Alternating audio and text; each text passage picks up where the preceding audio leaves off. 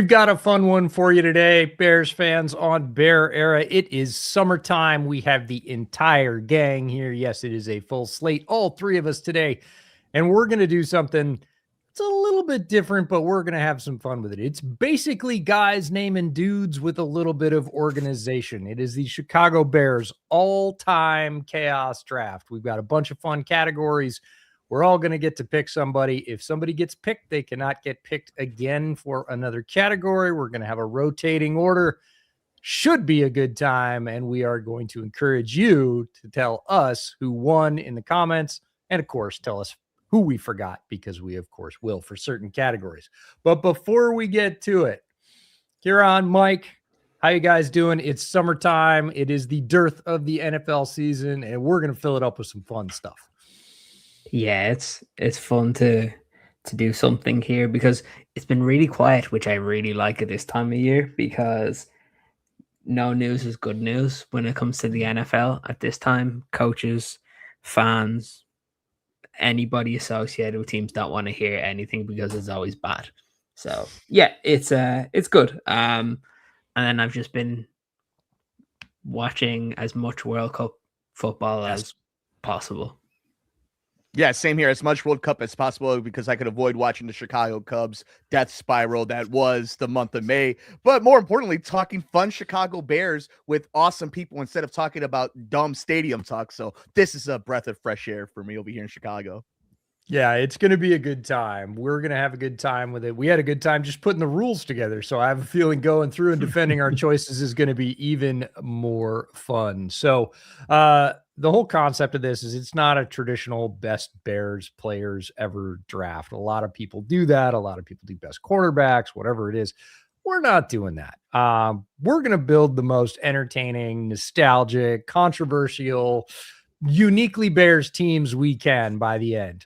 Each category can only be won once. Once a player is selected, they are off the board for the remainder of the draft. So you're going to hear a lot of throwbacks today in terms of players you haven't thought about for a while, not only because of that rule, but also because of some of the categories. So it is a rotating draft format. Mike's going to lead off in the first round. I'm going to go second.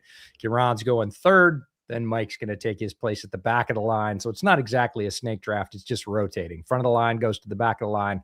By the time we're back around to the fourth round, we're back to Mike leading off again.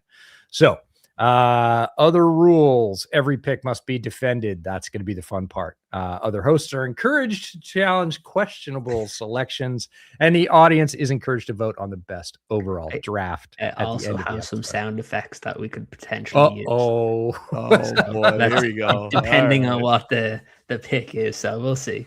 Oh, and beverages are allowed because I said so. So I have a big jug of water. big jug or whatever. Just I got coffee. Whiskey. Yeah, mystery beverage for Mike. Yeah. That's excellent. All right, we're going to kick it off because this is going to take a while. We've got how many categories? 17, 18? 18. 18 total categories. We do have a kicker, so hang around till the end. We've got a fun category where could turn things upside down. So we're going to start off with a fairly easy one. This is one season wonder, a Bears player whose legacy is largely, not completely, built around one incredible season. Questions to think about. Did they peak for one magical year? Is their reputation built primarily on one campaign? So Mike, you're going to lead it off as the A picker in this first round. Who you got? I would like the class. I would like everybody here watching Bera to go to your calendar in the Lord's year of 2021, where, ladies and gentlemen, the first pick in this draft, and he will never be the first pick in any draft except for here today, Robert Quinn. In 2021, he is a player, and I will give the courtroom a chance to ask questions, but on a base level, NFL veteran who was very respectable. And for some reason, teams, at least in Chicago, when you bring up the name Robert Quinn, there is almost this legacy as if he was doing monster Lance Briggs, Brian Urlacher, peak of the defense type of numbers. But really, he had one magical season in 2021, 18 and a half sacks, played 16 of 16 games. Unabashedly, a great season, a highlight of a season, a career year in a veteran's lifespan. But Then check out the next year and tell me how the draft up going to 18.5 sacks to 1 sack and then another sack. His highest before that was 19 in only his second year in the NFL. So he was a young stud. So to me in 2021, a veteran that built his whole reputation at the end of his career, the lasting memory of Robert Quinn is 2021's 18.5 sacks for the Chicago Bears. I don't have any arguments. Ciaran, do you have arguments with that one? It's not a guy I picked, but I can't argue with exactly sort of right down the fairway of what we were talking about with this category. No, I don't have any argument other than the fact that when you say that he wouldn't be picked number one, he wasn't that far off. He was the 14th pick of the draft of his year, so he was pretty good. But yes, that is definitely a fair selection. Fair enough. I am in the middle here, sandwich of Bears analysts, and my one season wonder is a player that I fell in love with because of this season. It is a throwback, probably before both of you were born. Anyways, 1999. I was born. It's fine. Fair enough. Cool. Marcus Robinson in his second season in the NFL. 84 catches, 1,400 yards, 16.7 per, and 9 touchdowns. As a second-year player, everyone just assumed the arrow was going to continue to go up. Now, Marcus Robinson had some decent other seasons, not necessarily as a Bear. He did move on, have some other good seasons down the line, but nothing even close to this one particular season. And it was absolutely a bolt out of the blue for a second-year wide receiver in Chicago, of all places, where wide receivers famously go to die, for Marcus Robinson to just explode on the scene with almost 85 catches, 1,400 yards, and 9 touchdowns. I absolutely loved Marcus Robinson, one of my earliest favoritist Bears, not the earliest or the most favorite, but early on in my Bears fandom. That was a season to behold because it just didn't happen in Chicago for the most part. Yeah, that was actually one of the guys that was on my list. If my main guy was being picked, he was either B or C. So okay, there you go. I definitely agree with that one. That's a good one. A blast from the past. So I'd say a lot of people thinking back on that one is like, oh yeah, that guy. That guy. Guys naming dudes. Yeah. Mike, do you have any comments or? It's again a perfect example of somebody when you think of that era of Bears football pops up into your head. You could picture him in you could just picture the highlight reel right against like the Vikings on the old Fox logo on the top left-hand corner. So I think that's a great shout out. And you know what? We talked about this off mic, but already hearing Marcus Robinson, Robert Quinn, and then what Ciaran is about to say, the idea of like, oh, these are some names. You talk about blast from the past. This is what this episode's going to be. It's just like a love letter to mediocre to sometimes great Bears football. There you go. Yeah. So my one, I went for a guy that I think there's mixed emotions. One, because of what could have been in this particular season, and really never replicated what he did in the regular season, and ultimately the ball got taken out of his hands in the Super Bowl, which it shouldn't have happened, and that is Thomas Jones. Oh, that hurts. In that year, that hurts. He had, what was it, 1,200 rushing yards that year, and for some reason, and at the beginning of the Super Bowl, looked good, but for some reason they just wanted Rex to do it himself, and ultimately I think Thomas Jones provided a lot of exciting times in that season, but then we know kind of what happened after that with some of the Bears drafts. It wasn't very good, and ultimately we never really saw the heights from that season. He was always a guy people relied on, but the way he played that year, it should have continued and just didn't. So there's some good parts of how great he played in that year, but then some bad with how the Bears mismanaged that situation at the end of that year, but then moving on after the Super Bowl year. Yeah, for sure. That's bittersweet for me. I loved Thomas Jones coming out in the draft. I very much wanted the Bears to draft him. He did not end up getting drafted by Chicago, of course, but then as often happens in the modern NFL. He got the chance to come back around, be a Bear, and he was successful. I loved seeing it happen. But yeah, there was a little tragedy after that in terms of that era of Bears management wasn't the cleanest with player relations. Let's put it that way. And, basically sort of got run out of town, what I considered in an unfair way. So definitely some bittersweet memories of like, oh, he didn't get to be a Bear. Oh, he is a Bear and he did great. Oh, they ran him out of town. That's brutal. Best player to wear the short sleeves in the history of the NFL. That man was a tank, jacked to the gills. That you looked at him, it's like, where's the football? Anytime he carried it, that he is, to me, when you are building, right, the professional football player, Thomas Jones as a running back is prototype. From like his legs, the thighs, the chest, the arms. This man was a tank that could do everything. And this goes to show too, because I think as this draft goes on, Thomas Jones is an example of just how great of a talent pool the running back position is. And obviously it's known for this organization, but we're not even talking about the two GOATs. Talk about everybody after those two. I think Bears fans are going to be really excited to hear some of these names, because Thomas Jones was, I think, EJ, you're going to be with me, and a bunch of these right here had the name Thomas Jones, hoping they would fall to them. So I think Ciaran had the seal of the draft. Yeah. Oh, there you go. Yeah. And went on to a successful career as a professional actor. Sure did. Was really good. Luke Cage. Yeah. You want to go check him out. He's an extra in Luke Cage. Yeah, he had a very positive post NFL career turn. Let's put it that way. All right, on to category number 2, villain. Wah, wah, wah. Player who Bears fans love to hate to love, or simply cannot agree on. I think we're probably going to go with the first category here for most of these. These are polarizing players. Could be coaches, front office, villains. There are certainly more than a few of those.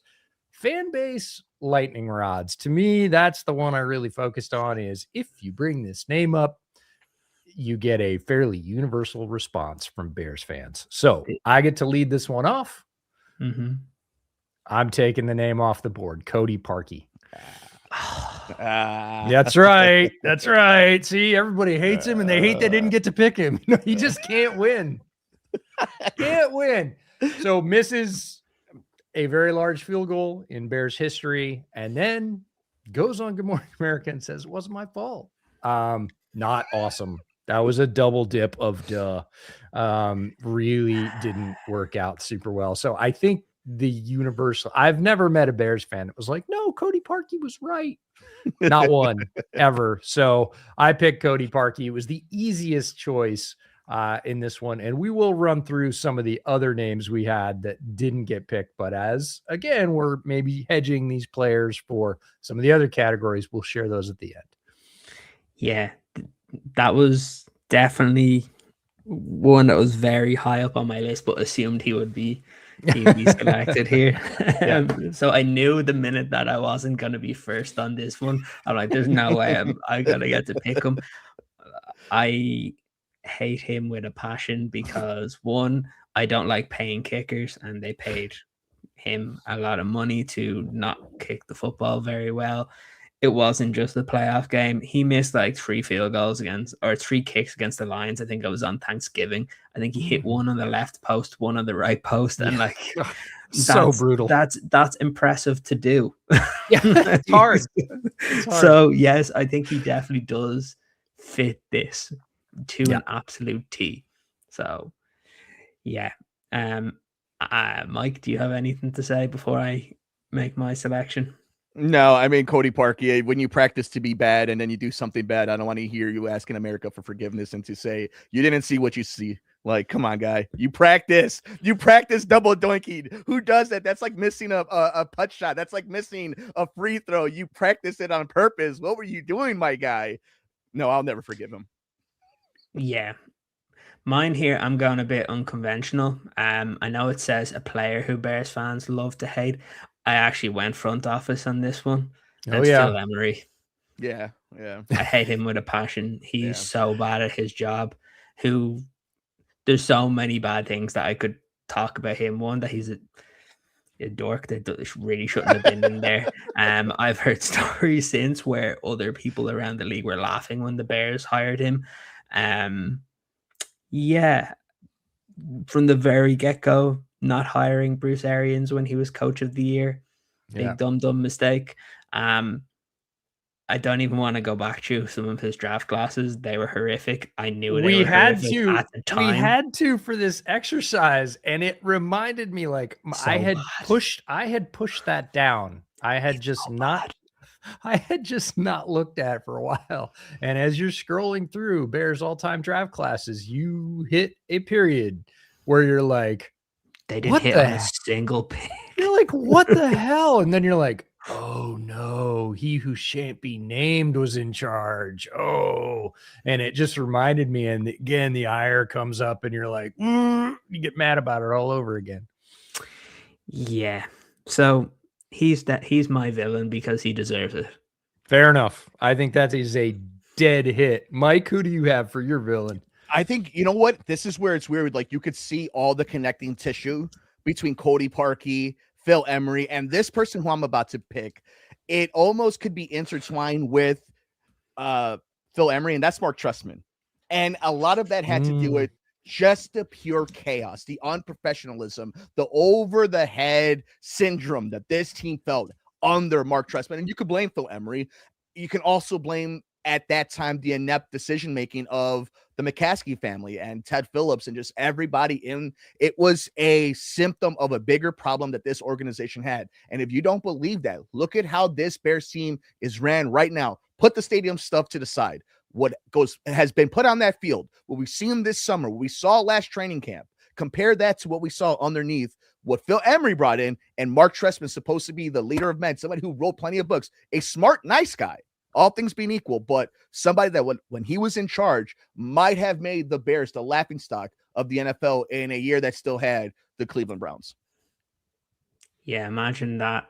We get Ryan Pauls and Ben Johnson now, who we feel so good about. Phil Emery and Mark Trestman. That's a dark period of Bears history right there. The funny thing about Trestman, that's, again, the overall tenure, not funny. The funny thing about Trestman is first year of Trestman was good. Yeah. And the first year of Nagy offensively was good offensively. And then the second year, not so much for Nagy, it waited a little bit longer, but the second year of Trestman, the wheels fell completely off. Like in every phase, you had coaches leaking stuff, assistant coaches leaking stuff to the media. Guys who are well respected in the NFL and went on to long and prosperous careers saying this is awful. It shouldn't be done this way. The organization just fell completely apart from the inside in both of those tenures. But everybody forgets that the first year of both of them offensively was quite good. But yeah, it's, what happened and what happened after that, to your point, Mike. What did the next year look like? That's what flavors everybody's opinion of those two coaches. And I'm not going to say wrongly so, but not awesome. Let's be pleased that we have the current Bears era where we can look at who's in charge and say, oh yeah, that feels much better. Otherwise, this podcast would have a completely different dynamic, EJ. This podcast would not exist. No, it would not. We talked openly about that look, if they don't make it right here, we don't want to put our time and energy into this. We're gonna wait until we feel like they turn a corner. They hired Ben, and we all went, I think we're doing this. I think we're doing this. Yeah, we're gonna have fun covering the Bears again, which is fantastic for all of us. But it is very useful, very educational to look back in Bears history and go, ooh, yeah, that was not fun to live through. Well, let's talk about that. We lived through it just for a quick second, just to kind of gather ourselves. And as people are joining us on the YouTube channel live here on Bear, thank you everybody for this. A very special, cool edition that we're doing here. But you have Mark Trestman and you have Matt Nagy, right? Mm-hmm. Why is it that Trestman, and to your guys' point, why do you believe that Matt Nagy, while criticized, while getting a lot of dumped on him, and some of it maybe even not fairly, unjustly by some of the fan base on a personal level, but again, putting that all to the side, why do you think people have more forgiveness, respect, leeway for Matt Nagy and his future endeavors in the NFL comparative to Mark Trestman, who himself was an assistant who won in the Canadian League? Why is it that it feels like people believe Matt Nagy might be a redemption story 10 years from now comparative to Mark Trestman, even though they both had the drop off in the Charter franchise? Do they?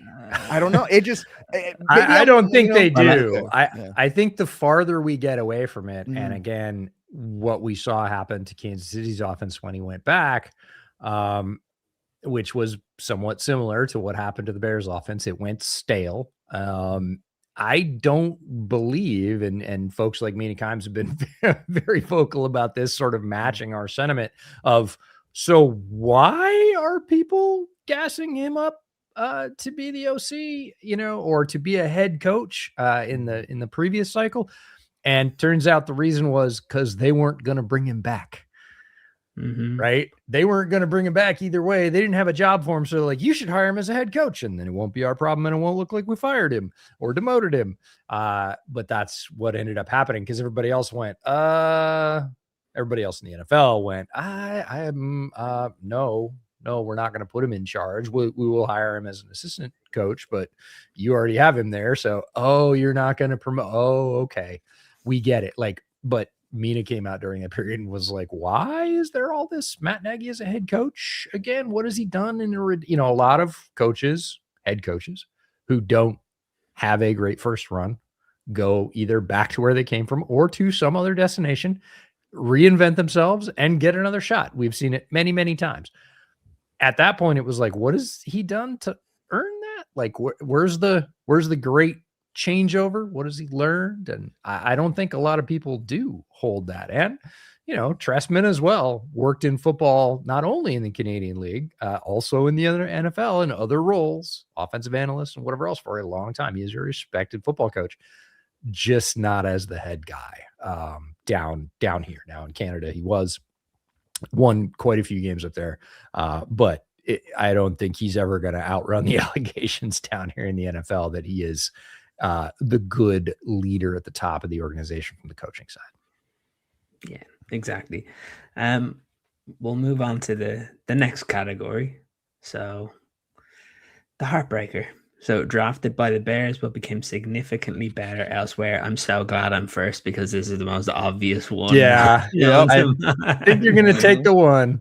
Yes, I definitely am. So I'm taking Greg Olsen. Yeah. There's not really much to say. He's, prior to the current iteration of Bears tight ends for a very long period of time, he was kind of the gold standard that the Bears had.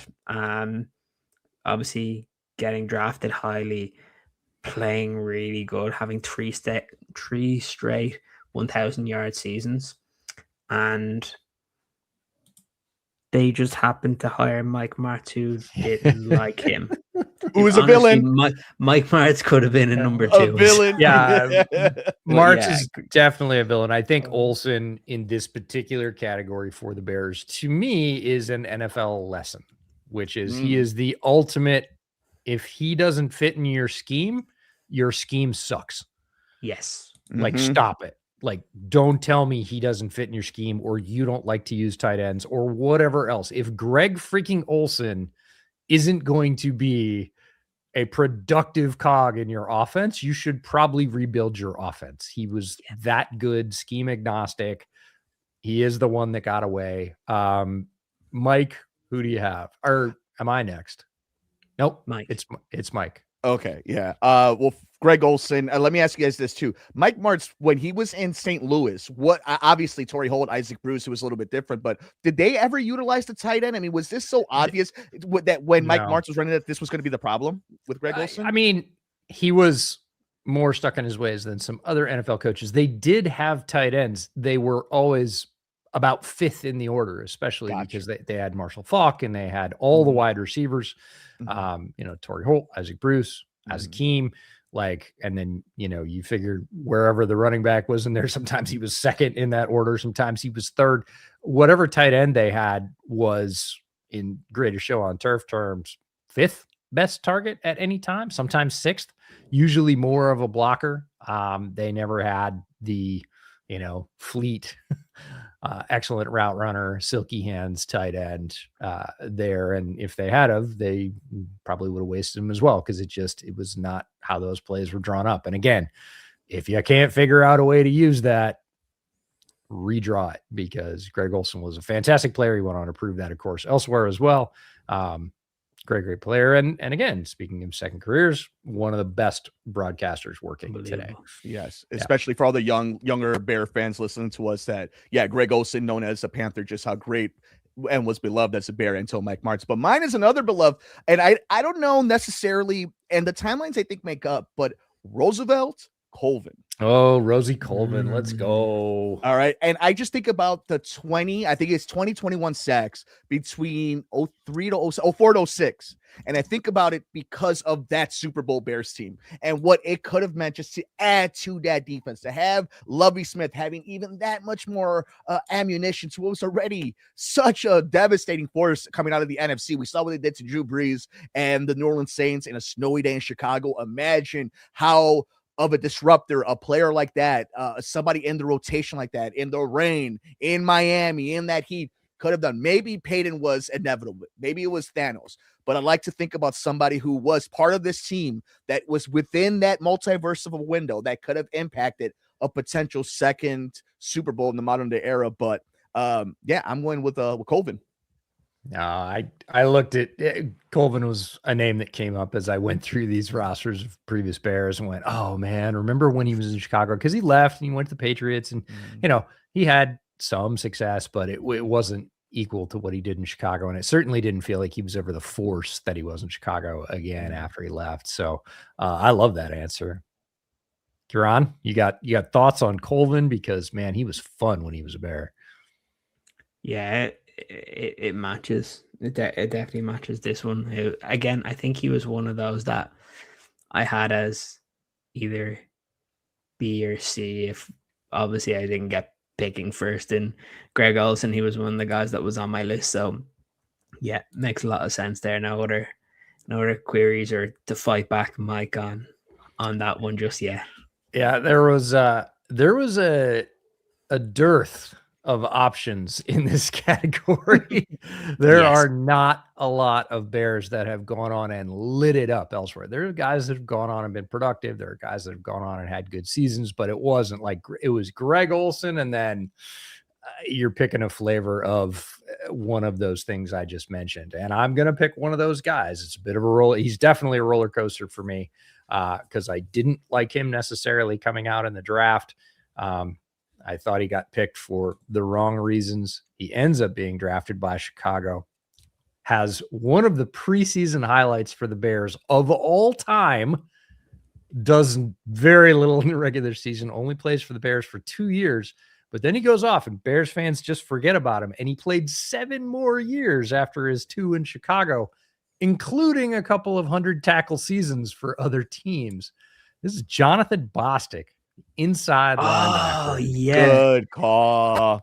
Right. I always remember his first preseason game where he nearly That's took the someone's one. head off. Yes. Absolutely decleated a guy. And everybody that didn't know anything about Jonathan Bostic went, Bear, he's my guy. I love that guy. And I was like, careful. He did that in college too, but there's going to be this. Like anyways, which is why I didn't love him in the draft. So I kind of went, okay, maybe, there are guys that turn out to be better pros than collegians. I was hoping that was going to be the case. Again, Bostic's tenure in Chicago, only 2 years. He goes on, but he plays 7 more years, and he racked up a couple of 100+ tackle seasons for Washington when he was elsewhere, and Bears fans had forgotten about him in the back half of his career. But had a very successful 9-year NFL career and some very solid statistical seasons elsewhere for other teams. So not really a heartbreaker for me because I didn't love him from the start, but there was that shining moment in his first preseason game where he absolutely blasted that guy in the slot, just took him apart. And everybody went, woohoo, this is the next one. And I was like, easy. And didn't last very long in Chicago, moved on, but did have a very solid NFL career. This was when I was like very much into the draft and always tried to convince myself that Bears draft picks were good, and I remember the same draft class. It was him and Kasim Green that were drafted in the same year, and I'm like, let's go. And then started watching them. It's like, no, no. I don't want this. No. Can we give him back? Yeah. Oh man. All right. Where's the NIL when you need them? Yeah. Oh man. All right. Round 4, the what if injury round. This is elite talent that was constantly derailed by injuries. How good could they have been? What would have happened if they stayed healthy? Who gets to lead this one off? Mike. I think it's me, and it's between 2 players, right? And I will let you know in the position. So it's a quarterback and a wide receiver. And I think this one of these players actually made it to the big game. So you could talk about kind of living or getting there. So I'm going to go with Alshon Jeffrey. And I think a lot of this has to do with that you start. Okay, just to give everybody the rundown. 10 games he played, 6 games started. 16 games, 14 games started. 16 and 16. Then look at this drop off. 9 and 8, 12 and 12, 16 and 16, but then 13 and 13, 10 and 10, 7 and 2. He couldn't.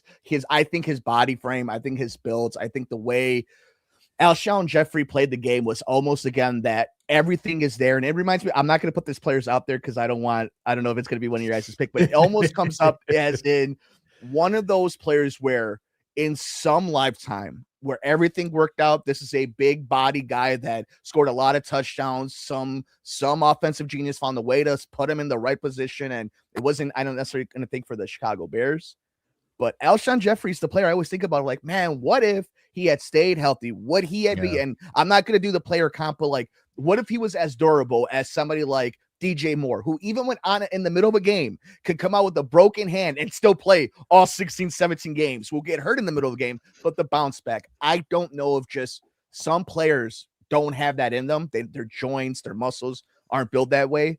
And I think Alshon was one of those guys. Yeah. You can't argue, especially the back end of his career. Like it just felt like, oh man, again, come on. Like, are you ever going to get there? And pretty soon after 2 years, 3 years, you were like, oh, you're not going to get there, are you? He was one of my guys in that draft class. I remember, I think it was him. Was it Calvin Austin? I think was in the same draft class. And then it was the kid from Baylor who was actually became a Bear for one season as well, but his name is escaping me. He went to the Titans.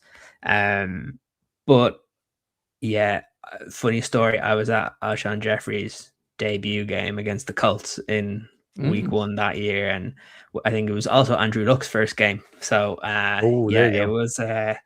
Speaking of what if injury round, oh my God, he's maybe one of the ultimate all-time NFL answers in that category of like, what if Ryan Grigson wasn't a criminal? Yes. That guy should be in jail. He should be in the villain round. He should be in jail for what he did to Andrew Luck. Like, we don't need offensive linemen. You're great. Just keep running and getting the hell beat out of you. No, Andrew Luck was a transcendent talent, but yeah. Alshon, I can see for sure. All right. I think I'm second in this category. Yep. Staying in the wide receiver room, going with Johnny Knox. On my list. Like, Johnny Love. I know. Yeah. Man, Johnny Knox was one of those guys that when he came into the league, everybody was like, gadget player. He's not really going to matter. He's just one trick pony. And then like, but the trick is really good. The trick is he's still burning guys deep and he had great deep ball tracking. Like, I think a lot of times that gets lost in the wash when you're talking about fast wide receivers is, are they good through contested catches? Are they good through contact down the field? Are they good with adjusting to the ball in the air? There's a lot of things besides being fast to being a good deep ball receiver. And Johnny Knox, there's no other way to put it. He had the knack, right? And he was developing. He was better by the time he had that unbelievable, nasty injury. But he was that guy. He was a guy that defenses around the NFL were scared of. And having that guy that is a legit deep threat in your offense changes what you can do in the underneath. It makes more spaces, changes coverages. And occasionally, once a half with that guy, you're getting a chunk play. Guaranteed. You throw him 4 balls If he catches 2 of them, it's going to be worth it on the day. He was that kind of absolute comet on the football field. And the injury was terrible. And it's just one of those, it's very much to me the what if they stayed healthy. We talk about the Gale Sayers and his knees and not having the technology to repair him at the time. For me, the sort of more modern equivalent of that is Johnny Knox. Again, the injury's probably not reparable given what it was, but like, man, if that just hadn't happened, what would he have ended up as? Because he was ascending, he was continuing to improve, and he was already feared around the NFL. So it's sort of one of the great Bear what ifs for me. Yeah, he was an interesting one. I always remember this was back when the Jets had Darrelle Revis, Antonio Cromartie, and I think it was maybe that year, the year before, they had like won the division and were actually looking good. I think it was maybe the Pennington years. Yeah, it was either Pennington or the start of the Mark Sanchez years. I can't remember which one it was, but I always remember that because one of my good friends from school at the time was over at my house, and because the Jets were playing the Bears, and we're going at it all day, and everybody expected, I think, the Jets to win that game, and Cutler looked great, and Johnny Knox I think he had something like 2 touchdowns in the game, and 2 of them were like 40-yard deep bombs, and yeah, that brings back a lot of memories. For mine, I'm going to go defense. Okay. And to me, I'm going to caveat this of I'm not going to go all the way back to like the 80s and 70s and 60s in terms of the defensive line, how good they are, but this guy should have been one of the best ever to play the position, and that's Tommy Harris. Yeah. Yeah, for sure. He was I actually had him as another category farther on down. He was one of my potential choices, but I'm glad you brought him up because I think people forget, because of the injury, how good he was before it. Like, he was the same as Johnny. He was a terror. Offenses had to game plan for Tommy Knox. For Tommy Harris. He was an absolute wrecker from the middle of the line. And, he was the envy of all the teams that didn't have a player like that could just tear through offensive lines and wreak havoc in the backfield. Yeah, he went to 3 straight Pro Bowls. Probably he was the centerpiece of those defenses in the early 2000s, and honestly, I think if he's playing in this social media era, he's being spoken about among the best defensive tackles to play if he didn't get injured, and ultimately he did. But I think people forget about him and just how dominant he was. Mm-hmm. Possibly just because of some of the other guys that were on that defense with him, but he was unbelievable, and I think people need to remember him in that way. Yeah. And he is, again, one of those players that you just wonder, like, hey, if medical tech was, and again, not a doctor, but if med tech was 15 years farther along, if it was 20 years farther along, could they have repaired that? Could he have gotten back from, an injury that some guys recover from today? Everybody's different, but man, I would have loved to see it, because he was so much fun to watch on the football field early in his career. And it was from the get-go. He did not take a while to get rolling. Like, midway through his first year, you're like, this is a guy. This is absolutely an impact player. They hit on this guy, and he just kept getting better. And, then it was, no, we don't get to see him anymore. So I think he is perfect for this particular category. What's a name that I associate with Tommy Harris, and I don't know if he's going to show up here. I'm going to throw him up because I don't have him on my list, but somebody like Alex Brown. Alex Brown almost was, and it's not necessarily that they were running mates together, but it was just how talented over that little span of the early aughts that they had these guys that, whether they developed themselves or they drafted, they just kind of fit the mode, almost ahead of the curve, of big body, fast motors, can take over the feet of the offensive line, like that era. But Tommy Harris was, you talk about who put fear. Bears fans, beloved name that really never like quite hit that Singletary, Yeah. Tommy He Harris would is have, definitely though. one of them. Yes, he is one of He those would guys have, that to this day people bring up Tommy Harris here in Chicago. Yeah, give him 6 or 7 years at that level, which is a tremendous NFL career. Even if you played 10, but give him 6 or 7 as productive as those first 3. You're talking about a borderline, certainly a Ring of Honor player, even in a franchise as storied as the Bears, but a borderline Hall of Famer, because he was just state of the art. He was what you needed in the middle of that Tampa 2 defense to poke a hole in an offensive line, and he could do it with regularity. And rare skill set, rare player, just got robbed. We got robbed of watching him play the rest of what would have been a full career. And it's unfortunate. So been chasing that dragon, been chasing that Tommy Harris dragon. Yeah, for sure. So round 5. So this is Round one 5. player, and it's not per decade, but like choose a player who best represents an entire decade of Bears football. So EJ, you're first on this one. Yeah, I'm gonna take the cream off the top. There are a couple names here that I think there's more than a couple of names. I think there are representative names in every decade. But in terms of like, this guy was drafted at the beginning of the decade, and he not only defined Bears football during that decade, but he honestly he was the face of the NFL during that decade. And it's Brian Urlacher in the 2000s. He went on, he was drafted early in that decade. He was not an immediate success. People forget that with recency bias. They tried him at strong side linebacker, and it took an injury at middle linebacker before he moved over. And then everybody went, oh, we were doing the wrong thing. That's where he belongs. And as soon as that happened, it was a very fast rise to, this guy's a difference maker. He's defining a style of defense that was played and emulated throughout the league in the 2000s. He was the reason the Bears could run so much cover 2, because he was the pole runner. He had so much size. He made impact going forward, backward. Obviously, he's a Hall of Famer. But it wasn't just that he defined Bears football. He defined cover 2. And then as he became a star, he was the face of the league. He was the defensive player that was featured on pregame shows and kickoff season brochures and whatever. Like, he was a star in a big city playing a role that was defining defensive football at the time. And to me, those things are always going to be linked together for Urlacher in the 2000s.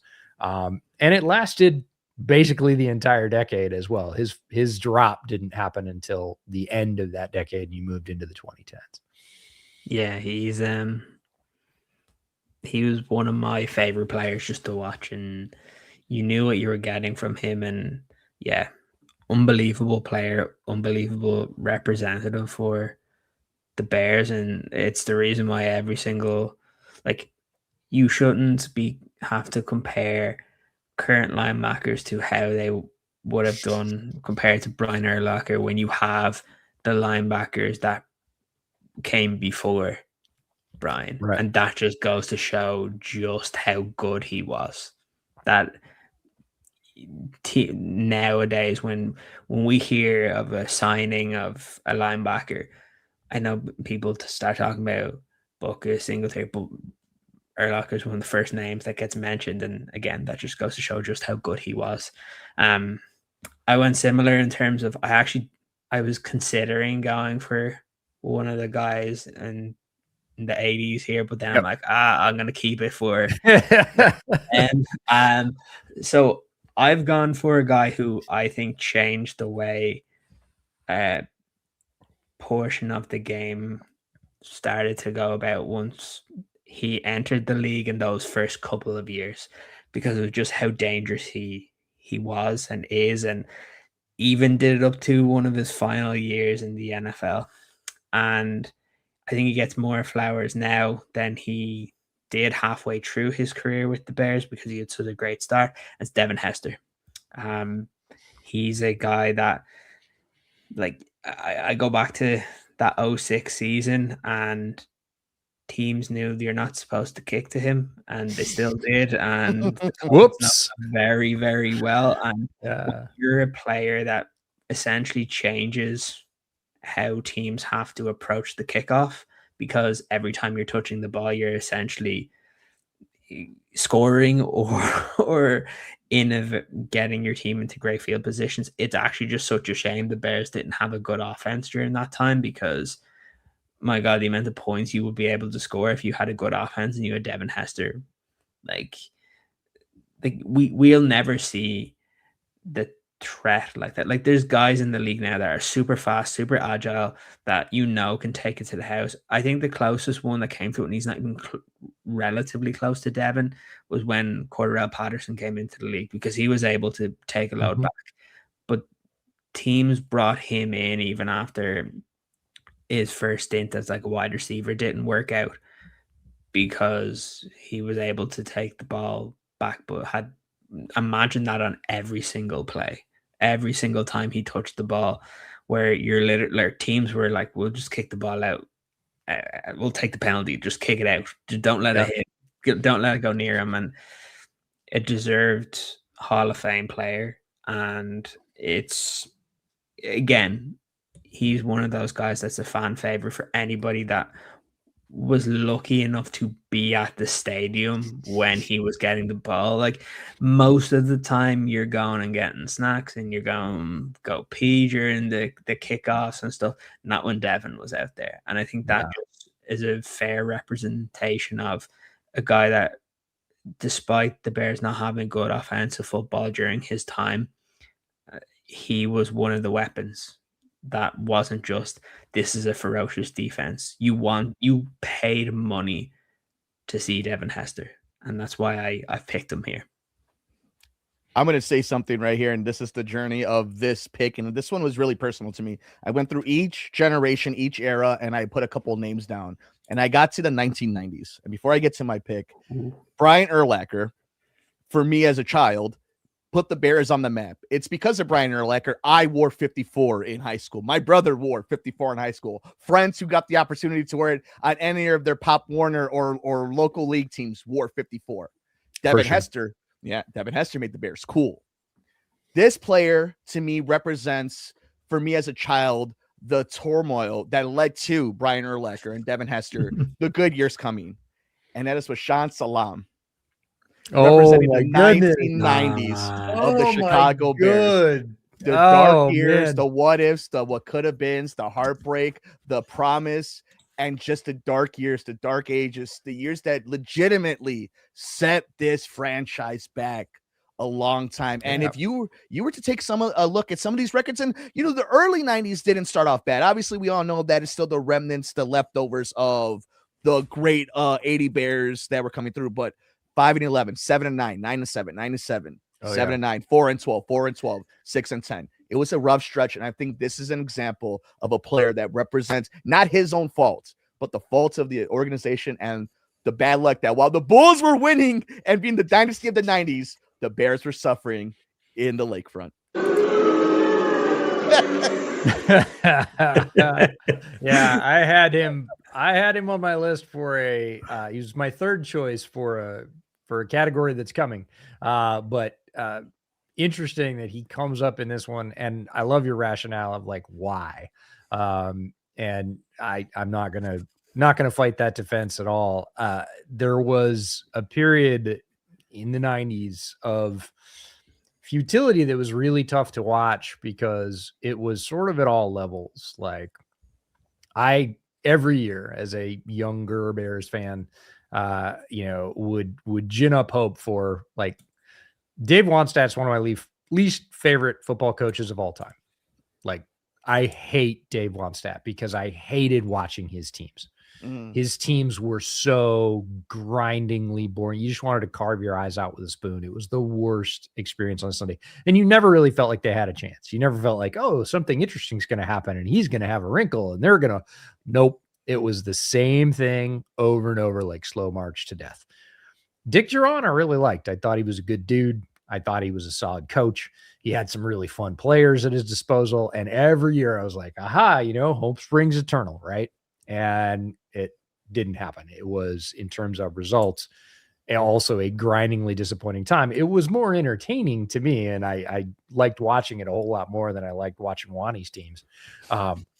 But overall, you sort of sandwich those guys together, and it was a rough era of Bears football. And that, we talked about the drafting and Emery coming to town, and oh boy, it kind of went on and on.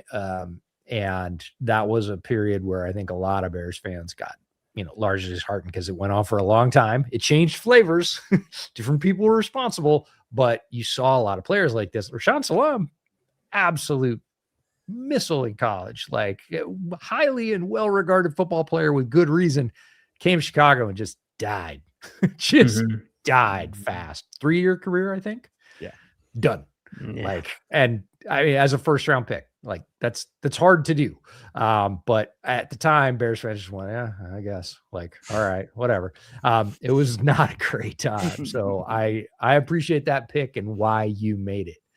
All right, next category. No Hall of Famers. Best Bear who is not in the Hall of Fame. Category rewards deep Bears knowledge. Let's see who leads this one off. It's not me, I don't think. It's me. Yeah. This one for me is very, very easy because this is one where this guy should be in the Hall of Fame. He's one of my favorite players growing up, favorite players to watch. Current players at this position emulate him. Yes. And it's Charles Tillman. Yep, sir.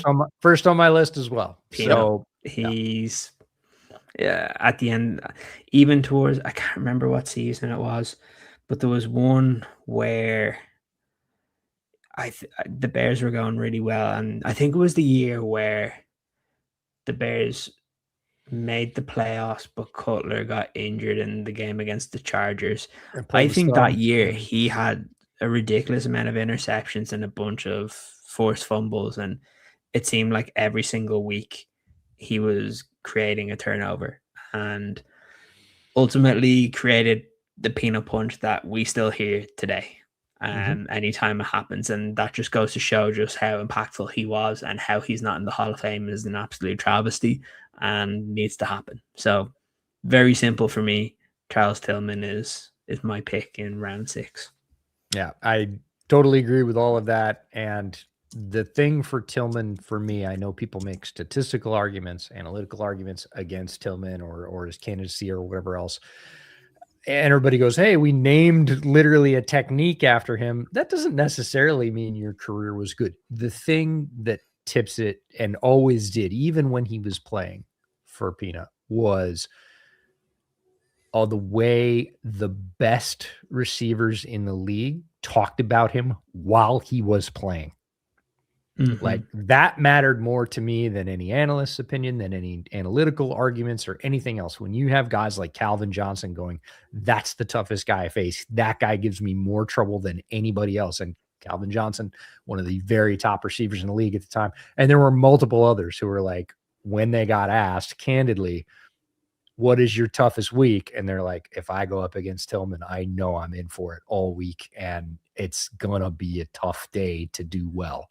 Like that was it for me. That is the stamp of approval. That's why he should be in the Hall of Fame, is because all these other guys that are on the list in the backlog for wide receivers named him as the toughest cover while he was at the height of his powers in the league.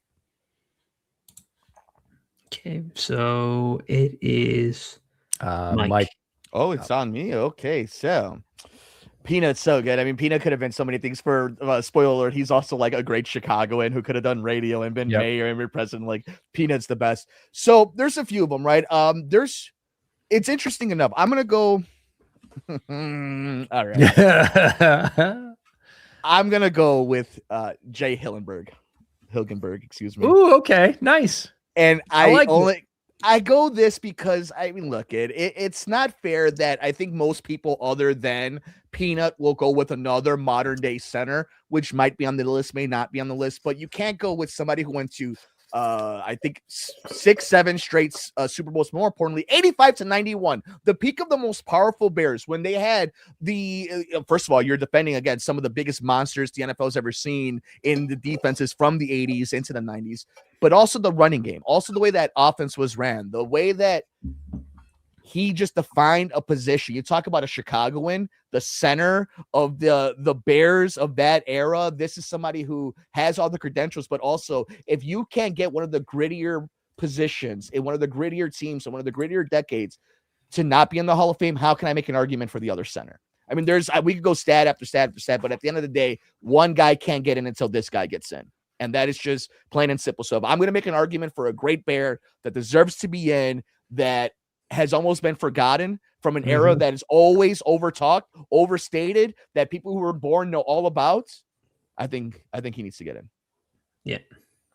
I don't have any arguments. I'm glad that we finally got into offensive line.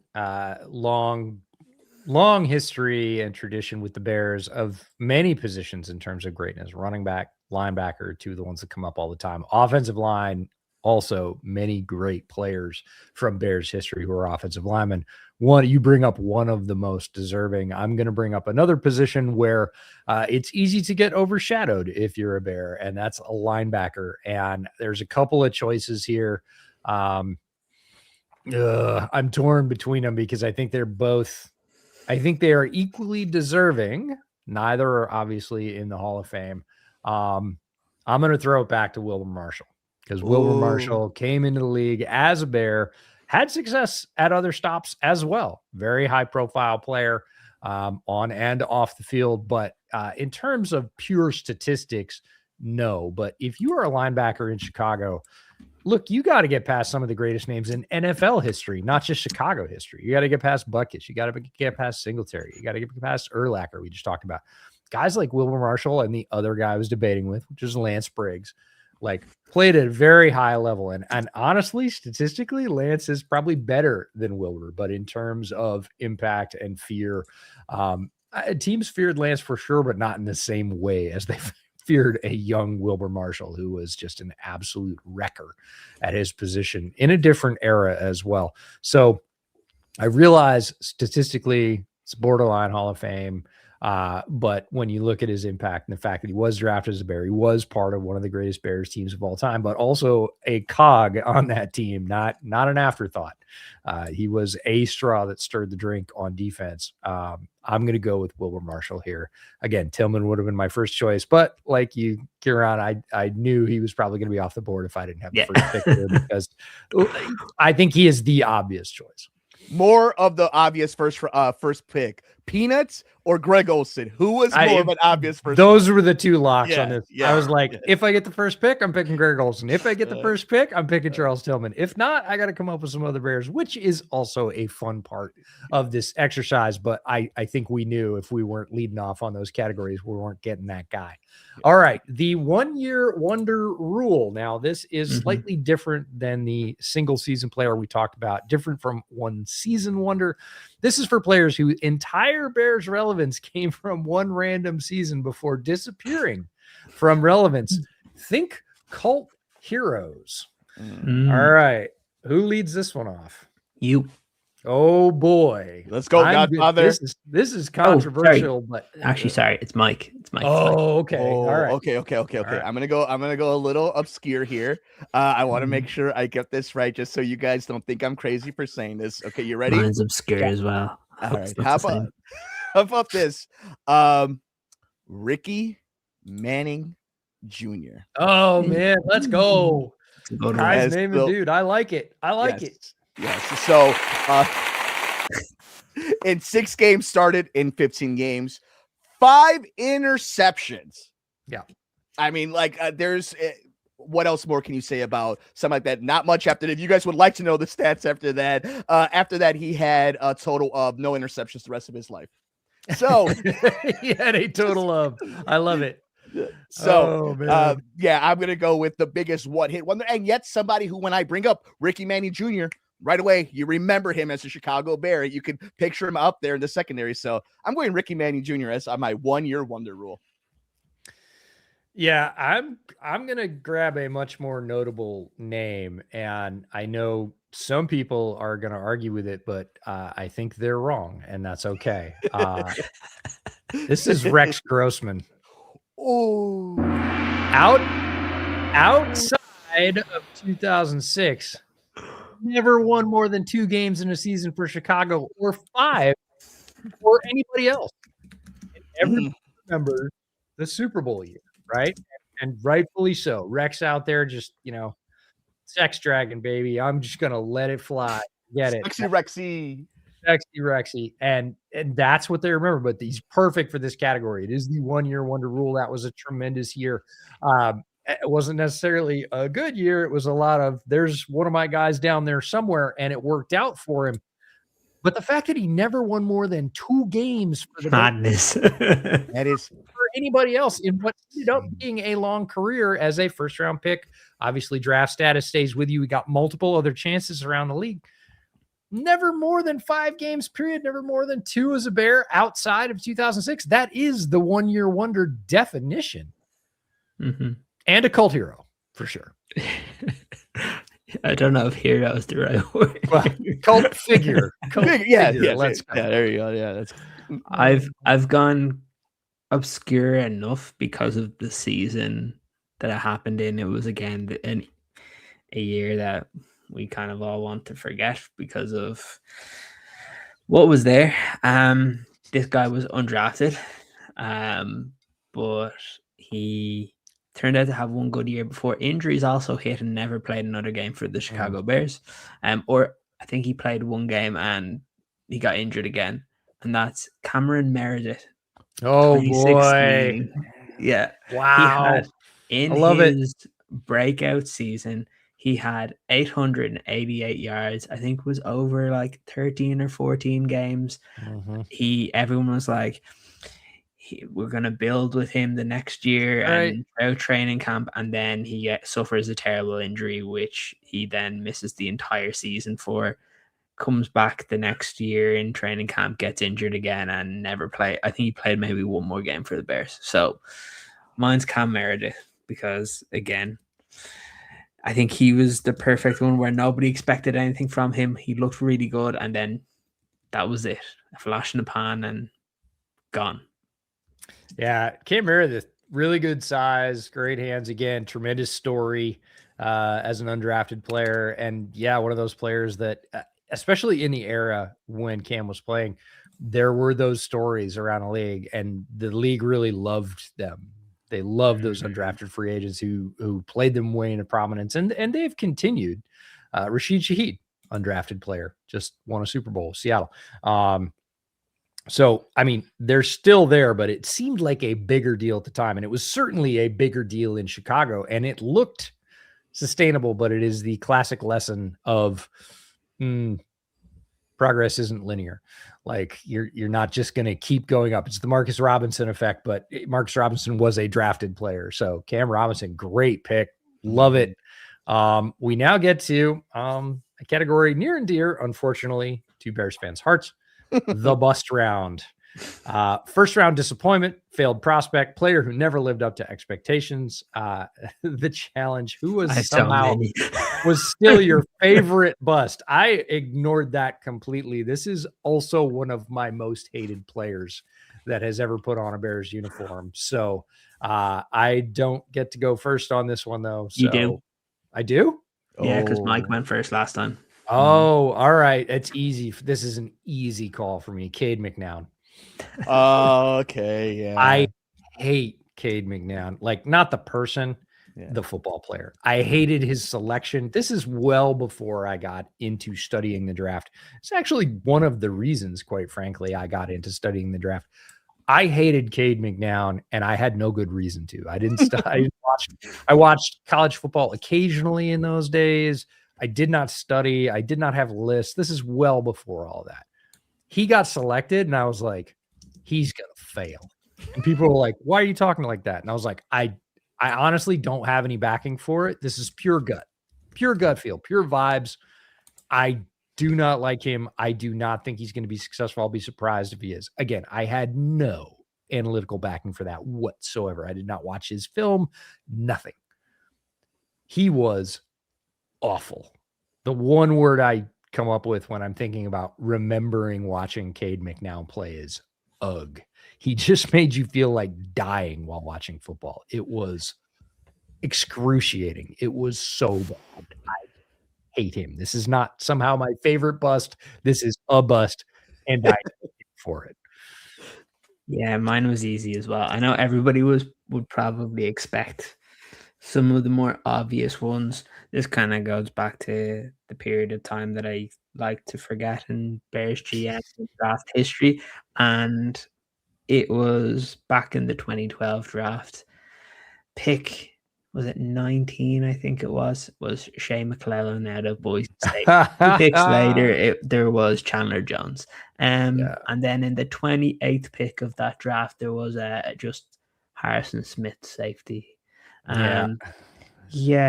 Even you look at some of the players, it wasn't the greatest of drafts overall. You had like a couple of obviously Andrew Luck and stuff like that, but there was like a couple good players in around, but that pick at the time, I was like, what are you doing? What are you doing? Very reachy. Like that was the Shea McClellan pick might be one of the most talk yourself into it Bears picks ever. And then they basically switched his position. And I was like, okay, like so we just kind of, I kind of could have maybe talked myself into it if you were keeping him in the position that he excelled in college, but they were resolute at the time from the time Shea got to the Bears. Nope, we're going to turn him into something he's never been. And I was like, you might be feeling your oats a little bit too much from the Urlacher experiment, who was, again, a rover. They called it Lobo backer when he was at New Mexico. He was a safety that just kept getting bigger, and he played this hybrid safety rover role. And everybody was like, oh, and they played him at strong side linebacker, and it didn't work. And then they moved him to the middle where his vision was more familiar to him. The angles in the middle of the field, it was closer to the ball, but with his speed, it all worked out, obviously. I think they just kind of thought they could do that with athletic players from then on, and they tried it with McClellan, and Shea tried really hard. Like, again, I hate him far less. I don't hate him at all. Like, he tried really hard. He tried to do his very best with what was a bad hand professionally that was dealt to him. When we talk about landing spot being important for players, Shea shouldn't have landed in Chicago. He just shouldn't have. He might have succeeded somewhere else if they kept him in position. He might have been okay. It never worked out because and then they flip-flopped and they went away from that. It was a disaster class in how to draft and develop. Yeah. Shea was my B because, whenever I think about Shea McClellan, is that exact kind of feeling of like overreaching, eye rolling, such a Bears believing they're the smartest team in the room. But this one is another example of Ryan Pace trying to be the smartest person in the room in the 2015 NFL draft with the 7th overall pick, selecting Kevin White. And this is just a mess from the beginning. It seemed like anytime there was any type of momentum, it was derailed by another devastating injury. And on top of it, the team being built around it didn't make any sense. So whenever I think about Ryan Pace and just what he was as a GM, all good and bad, you could talk about Mitch, right? We could talk about how that all kind of comes together. But we should have learned our lesson the minute Kevin White was picked with the 7th overall pick, that this man was going to go out there and he believed he saw something that most other GMs, scouts, health departments didn't see. Kevin White to me is the most frustrating bust, and it's not his fault. Guy was just injury prone. Yeah, I'm gonna push back and argue on that one because he was not injury prone in college. He did not come with red flags. He had a clean medical history. He was a dominant wide receiver. Now, a lot of people are going to say, well, it should be Cooper. Like, yeah, maybe so. Right. But there was no reason that White wouldn't have been off the board in the next 5 or 10 picks. This is not a Shea McClellan situation where teams were like, what are you doing? Like, it was like, oh, you need a receiver and you picked one of the 2 best ones who did have a dominant college career. Were all the skills translatable to the pros? Not necessarily, but many of them were, and other players of his profile had succeeded. There was no reason not to pick him. He was a clean sheet medically. He was a good kid, and he had serious production in college, real physical skills that would translate to the NFL. And then he got injured, and it never got better. He hung around the NFL for a long time. All credit to him for trying to rehab. bouncing from organization to organization. He did eventually have some catches. Obviously, he's never going to live up to the hype, but there isn't a reason he shouldn't have been picked in that spot. Now, if you want to argue him or Cooper, fine, but Kevin White would have been off the board in the next 10 picks. Guaranteed, 100%. Anything else is recency bias. I've heard multiple people say, well, I knew at the time. Oh, did you show me where you wrote that before he was drafted? He was a clean pick. He had an injury that, again, didn't come from history. It was a fresh and new injury. It was very bad. And he never bounced back. Like you said, it wasn't his fault. But all these people like, oh, you never should have picked him. You should have known better. Baloney. How? Right? Everything else, again, he wasn't a bad kid. He didn't have serious off-field problems. His production was mostly translatable. His traits were certainly translatable. We're talking about a guy well over 6 foot, dominant down the boundary, good catcher of the football. You might have said you didn't think he was going to be a Hall of Famer, but not a good player in the NFL. Those takes were largely not around before Kevin White was drafted. After, he gets hurt, but that's so many Bears, right? Gabe Carimi, like there were a lot of people that actually thought Gabe Carimi was going to be really good. Chris Williams, oh, he's going to be good too. Like they got injured. They never recovered, any of them. And I think it never, and go ahead, Ciaran. Yeah, go ahead. I'll say, and I know there's a lot of people that like don't want to say this anymore just because of what happened to him in his career. He was the guy I wanted the Bears to draft. Like he was the one. Like where he would be now is analytically especially the last couple of drafts when I've done like different comparisons on like stylistically how they are, and then obviously looking at measurables and stuff. While they're slightly different, there's a lot of common traits between what Kevin White was in college and what we've seen with Malik Neighbors as well. And in terms of it's funny to see, well, not funny, but where we're seeing Malik get the devastating injury, and there's been talk that he's still not really back raring to go for this offseason, and you just hope that that's not another superstar level wide receiver that just gets derailed by injuries. Difference there is Neighbors got to play. Kevin White just didn't. Yeah, like, and I'm fully convinced that if he didn't get that first injury to the shin, I think he would have been spoken about in really high regards, because I think he would have had a really good start to his career, because athletically he was a freak, and the Bears needed someone at that position to be able to step up. And I remember the first couple of practices before that happened, like the beat reporters who used to be like extremely negative about anything related to the Bears were all saying, he looks different. He looks like a genuine offensive weapon that the Bears just don't have. Then unfortunately he got the injury to his shin and never really came back from. And yeah, it's an unfortunate one, but like in terms of the round, he is a bust, because he's top 10 pick that ultimately never really got to play for the Bears because of injury. And I think context to it, and you guys bring up a lot of points and jogging my memory from, I can't believe almost a decade plus at this point, but remembering all the times Ryan Pace went in front of the media talking and hyping up the recovery process. The rehab is going great. He can still be a top 10 after 2 major surgeries. Having John Fox as your head coach, Adam Gase as your offensive coordinator. Like, this was a team that was not necessarily built for, in that moment, living through the injuries, and then the way the team was built, it almost felt from Jump Street. It was snake bitten, and all the talent could have been there. But even with, let's say, all things being equal, he plays there, I do not trust John Fox and Adam Gase to have ever gotten the type of play we could have gotten. And at the end of Jay Cutler's tenure, there was a lot going on in that 2015 season, kind of looking back at it and realizing just what we were witnessing. So yeah, that's where I landed, though, was with Kevin White. Not of his own fault, but because of what could have been and what wasn't. For sure. All right. Category 9, most Chicago Bear. The player who feels most representative of the city itself. All right. Who gets to go first on this one?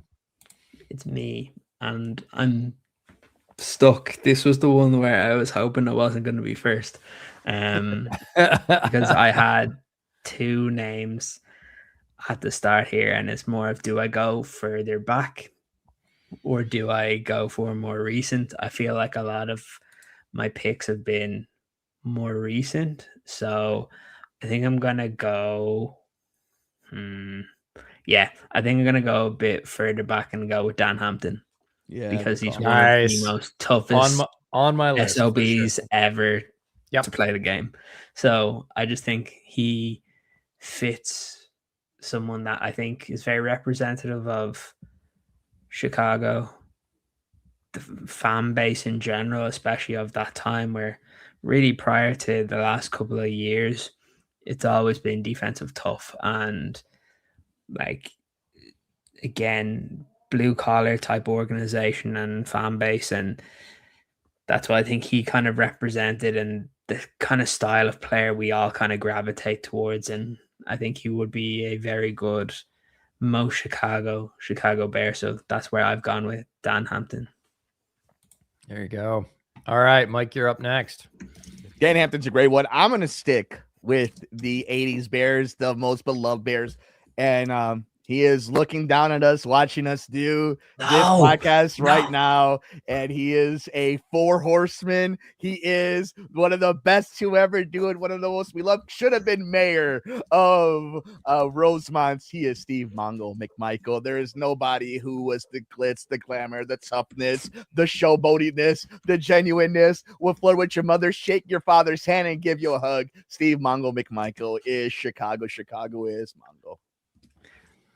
Yeah, very good. I had him in a different category. I'm like, God damn it. God damn it.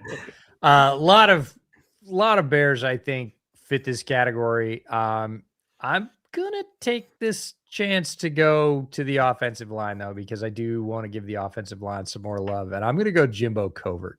Yeah, Jimbo. Yeah. Like if you sit Jimbo Covert in a bar, just dress him in some Carhartts, some work boots, like you're gonna fit right in.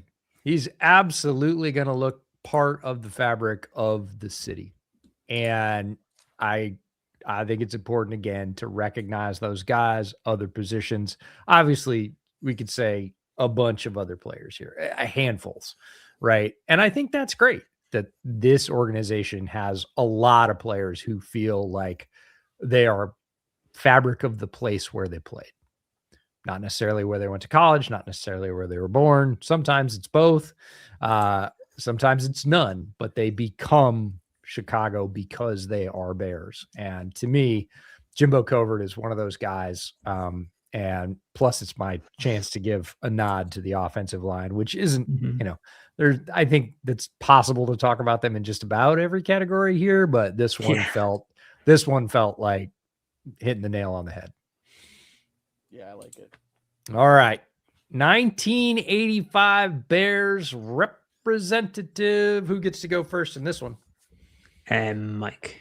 Yes, the third obvious first pick representing the 1985 Bears. If Peanut Tillman was one of them, if Greg Olsen was the other, then Sweetness himself is the representative of the 1985 Bears. I have nothing to say except he is the Chicago Bears.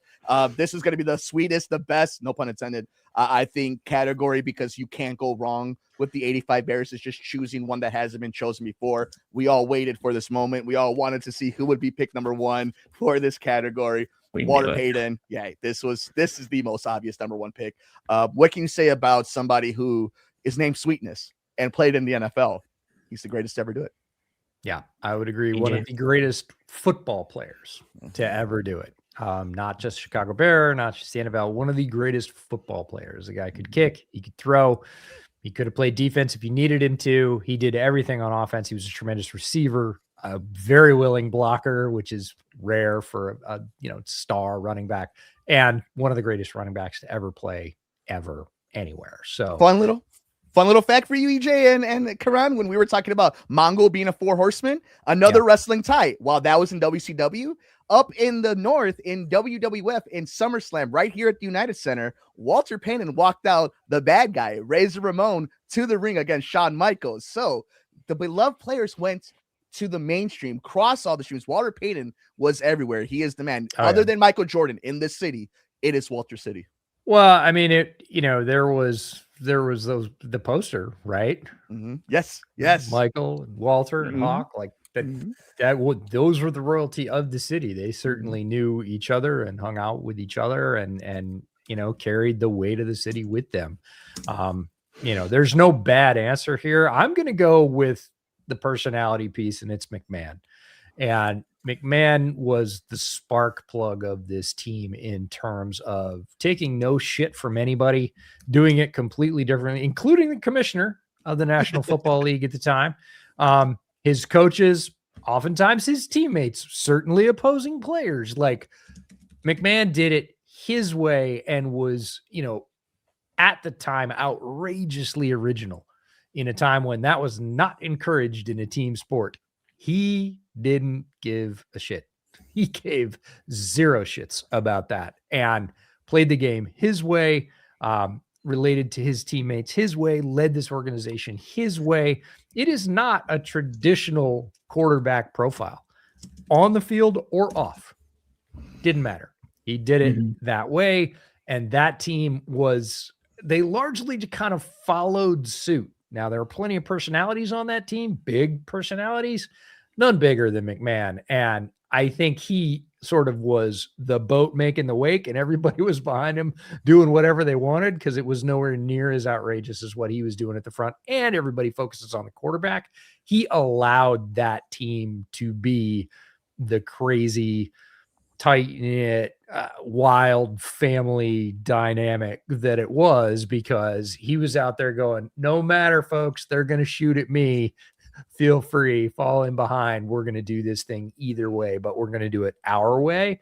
And to me, that makes him, outside of Walter, the Bears representative that's next on my list. There's no shortage, of course, of personalities on that team we could pick. For me, it's McMahon. There's so many options that were still out there. I'm like, this obviously Walter was going to be whoever was first. This was the guy that was going to be second for me, and it was the Super Bowl MVP of that season, and it's Richard Dent. A guy that, if he was in the current draft, based on where he was picked in terms of the 8th round, would not have been picked in the current NFL draft. Now, granted, with all the comp picks, I think it was like 203rd, so he would have, but still, it's he was ferocious. Like, again, for a team that we talk about of all these different guys, and how, like, we talk about the linebackers, we talk about kind of that 85 team and even the 84 team of just how tough they were. I don't think you're going to see a better postseason run from an edge rusher, and he was fantastic. And the Bears would be lucky to get anybody even half as good as him, because again, it was one of those guys where he doesn't get all the plaudits. Because look, when you think of the 85 Bears, you think of Walter, you think of Jim, some of the offensive line that we've spoken about. Obviously, we talk about the linebackers, and there's just so many. Like, even when you look at all the documentaries you hear about, like William Perry and stuff like that, but like Richard Dent is the story for him getting to the NFL, and then what he did for that team, second to none. And it would be remiss if he's not added into this particular round as a 1985 Bears representative, because he was a Super Bowl MVP. So yeah, there's that. Refrigerator Perry, who you mentioned, was Tommy Harris, by the way, before Tommy Harris. Yeah, he's a young lightning touch defensive tackle who happened to be much bigger than Tommy, but caused the same sort of disruption in the Bears. That Bears team needed it from a very young player. And he was, there's all the carry and the personality and everything else. But like, as a defensive tackle, he added the same element that, interior block destroying, game wrecking, from a guy that was ridiculously athletic, could dunk very easily, super quick. Do you guys know the story of why Dent was drafted where he was drafted? No. Okay, this is a classic. This is it's a classic Bears story, but it's also a classic scouting story, which is why I love it. So the reason he was drafted so far down the board and why he was overlooked until that point was he was an absolute stick in college. He'd grown, his frame, he had his length, but he had zero weight. And everybody went, no, he won't hold up. He's just not big enough. And so the guy that was scouting for the Bears at the time dug in, as scouts do. This is what scouts do. Tried to figure out why. And come to find out, his family couldn't afford like any decent dental care, and his back teeth were screwed up bad, like real bad. And the guy was like, wait, you don't eat because your mouth hurts? Like, basically, right? And he was like, well, shit, there's this thing called dentistry. If we draft this guy and fix his teeth, and they drafted and they got his dental issues fixed up, he put on like 35, almost 40 pounds and became Richard Dent because he saw all the mechanics, the way he played with leverage and everything else, but all the other teams overlooked him because they're like, look, he weighs like 200 and I don't know what it was. It was really low. It was like 200 pounds or 215 pounds or something.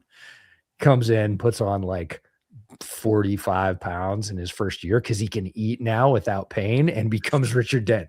That's crazy. Isn't it awesome? Insane. What it like? That's a great story. All right. This might be the category again, being the guy that I am and the guy that loves UDFAs and digging through the roles. And I had more fun preparing for this episode, looking through the back half of all those terrible drafts and remembering all the stories and the hype and everything else. So most obscure Bear. Who gets to lead this one off? I think it's me. I think it's you. I think it's me. Yes. Here we go. All right. There we go. All right. So a player that hardcore Bears fans remember, but casual fans completely forgot. Bonus points if the other hosts say, wow, I forgot about him. All right. That was actually my driving force in putting this together because there are many choices here. And I'll tell you who my backup was after you guys go through your choices. But my choice is Steven Denmark. Oh, that's a good one. Yeah. That's a good one. Yeah, I Cornerback, 7th round in 19. A height, weight, speed fever dream. 9.37 RAS, 43.5-inch vert. All the guys that jumped 42.5 and 43 this year at the combine, everybody went, oh my God.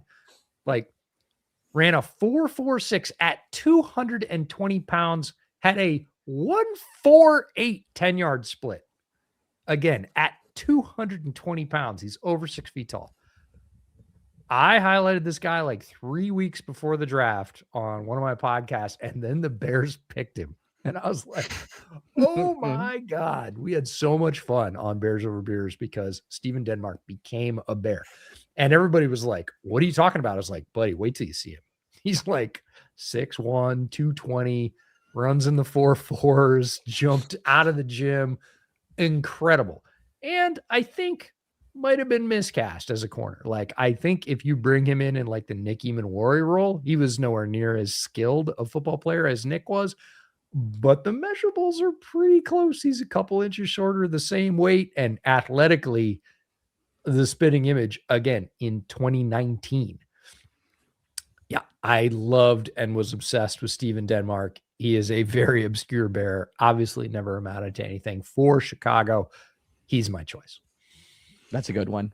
That's a good one. I'm between like 3 or 4 guys. There are a lot of choices. Yeah. Yeah. I'm just like, which one will right elicit remember? The response? Yeah. Yeah, because there's a lot. Tough crowd there for that particular category. Tough crowd. Yeah, let's go with we were just talking about Kevin White, and I'm gonna stick with that draft class, and I'm gonna go to the 6th round. Offensive lineman from TCU, Tayo Fabaluje.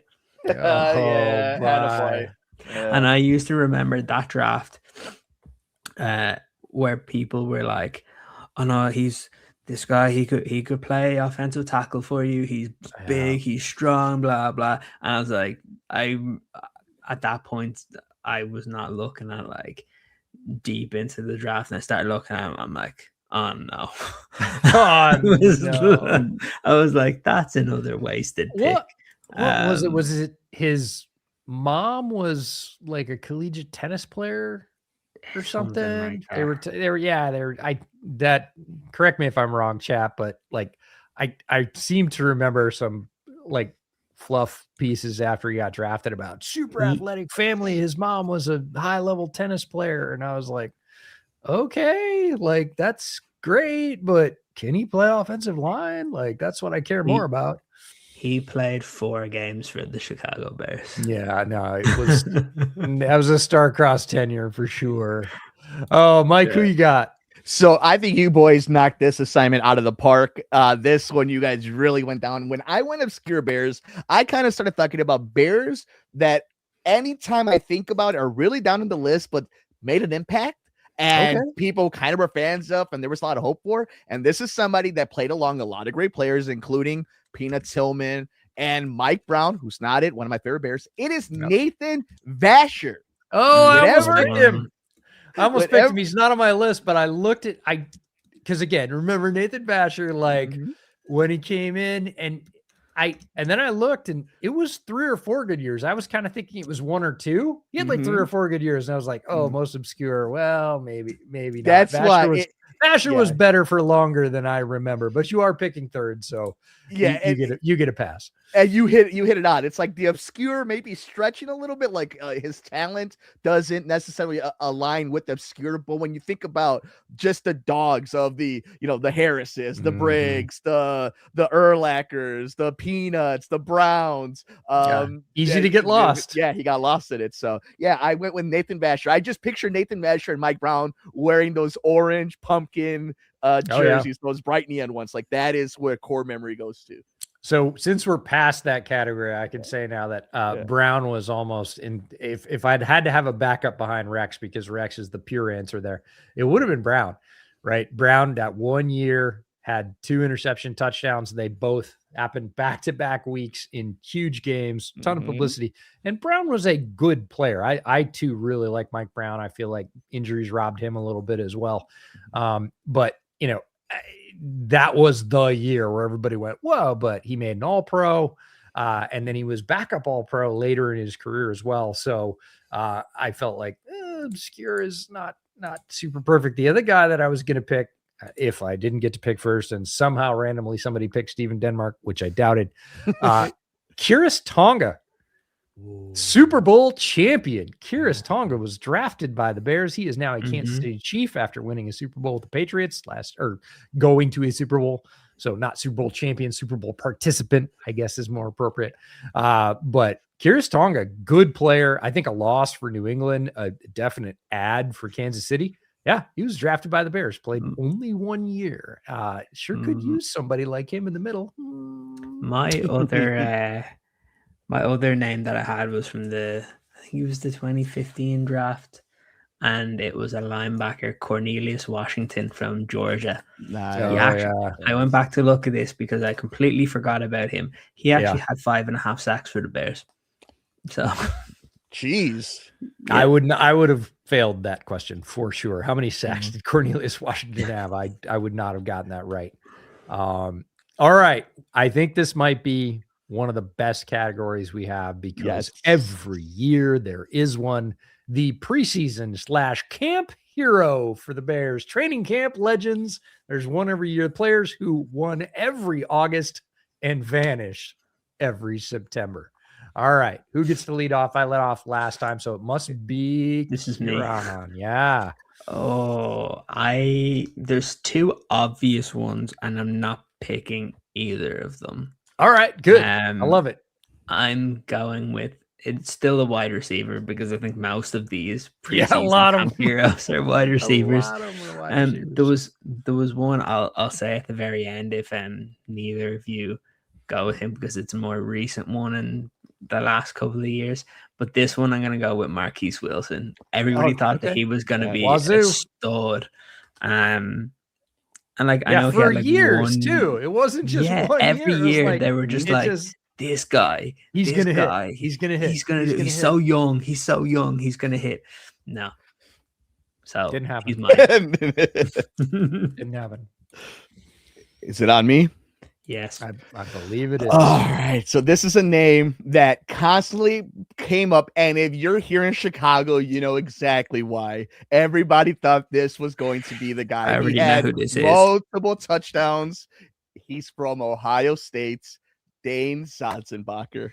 Yep. Yeah, I was already number typing that one. in. Yes. My number one choice, Dane Sassenbacher. I've never heard Chicagoans figure out how to say a name like that so fast than when Dane Sotzenbacher was for the Chicago Bears that training camp. Listen, I know we're fun here, but in Chicago there is a thing called the Great White Hope.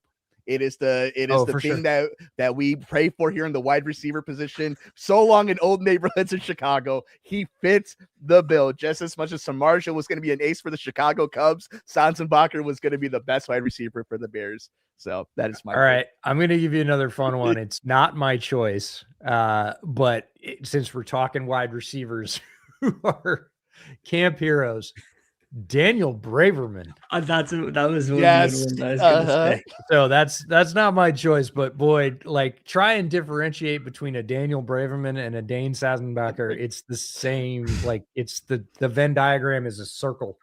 There's another one that's the exact same as them as well. What's I love that? this category. There's another one that's the exact same as those two guys as well. All right, I'm gonna go with again a guy that had hope for multiple years and never did a damn thing. Harvey Unga. Oh, Right? Every year. Oh, he's gonna be a It was running the back. tattoos. It was the tattoo. Wow. Harvey Unga over and over. Nope, never, not a peep, nothing. Like So my never other amounted to anything. my other two that I was potentially gonna say, the one that's like those two, Tanner Gentry. Tanner was Gentry one. was my Gentry, flip yep. for And then the other one, which was more recent, I think it was like maybe 2 or 3 years ago, randomly everybody gravitated toward, was it Rodney Adams? Oh, yeah. that was Tanner Gentry was fun because he was Josh Allen's wide receiver at Wyoming. If You know. maybe they should have just Yeah, got the other guy. Josh Allen, and that would have been fine. I had Justin Gage on the list too because he never caught more than 30 passes in the season. He topped out at 346 yards, was his greatest in-season performance, and that was his high. But he had a lot of size, and he was in that era. Like Chicago loves its wide receivers, whether they're top end wide receivers, whether they're undrafted free agents. Like it just they become broadcasters. Like it's just a thing. Like shout out Tommy Waddle. Yeah. Yep. Shout out Tommy Waddle. This other guy that was good actually before I forget, he's not a wide receiver, he was a tight end. And everybody was like obsessed with him. And he made a couple of plays in the regular season. Was Jesper Horsted. Yeah, I love Jesper Horsted. Yeah. Don't do that.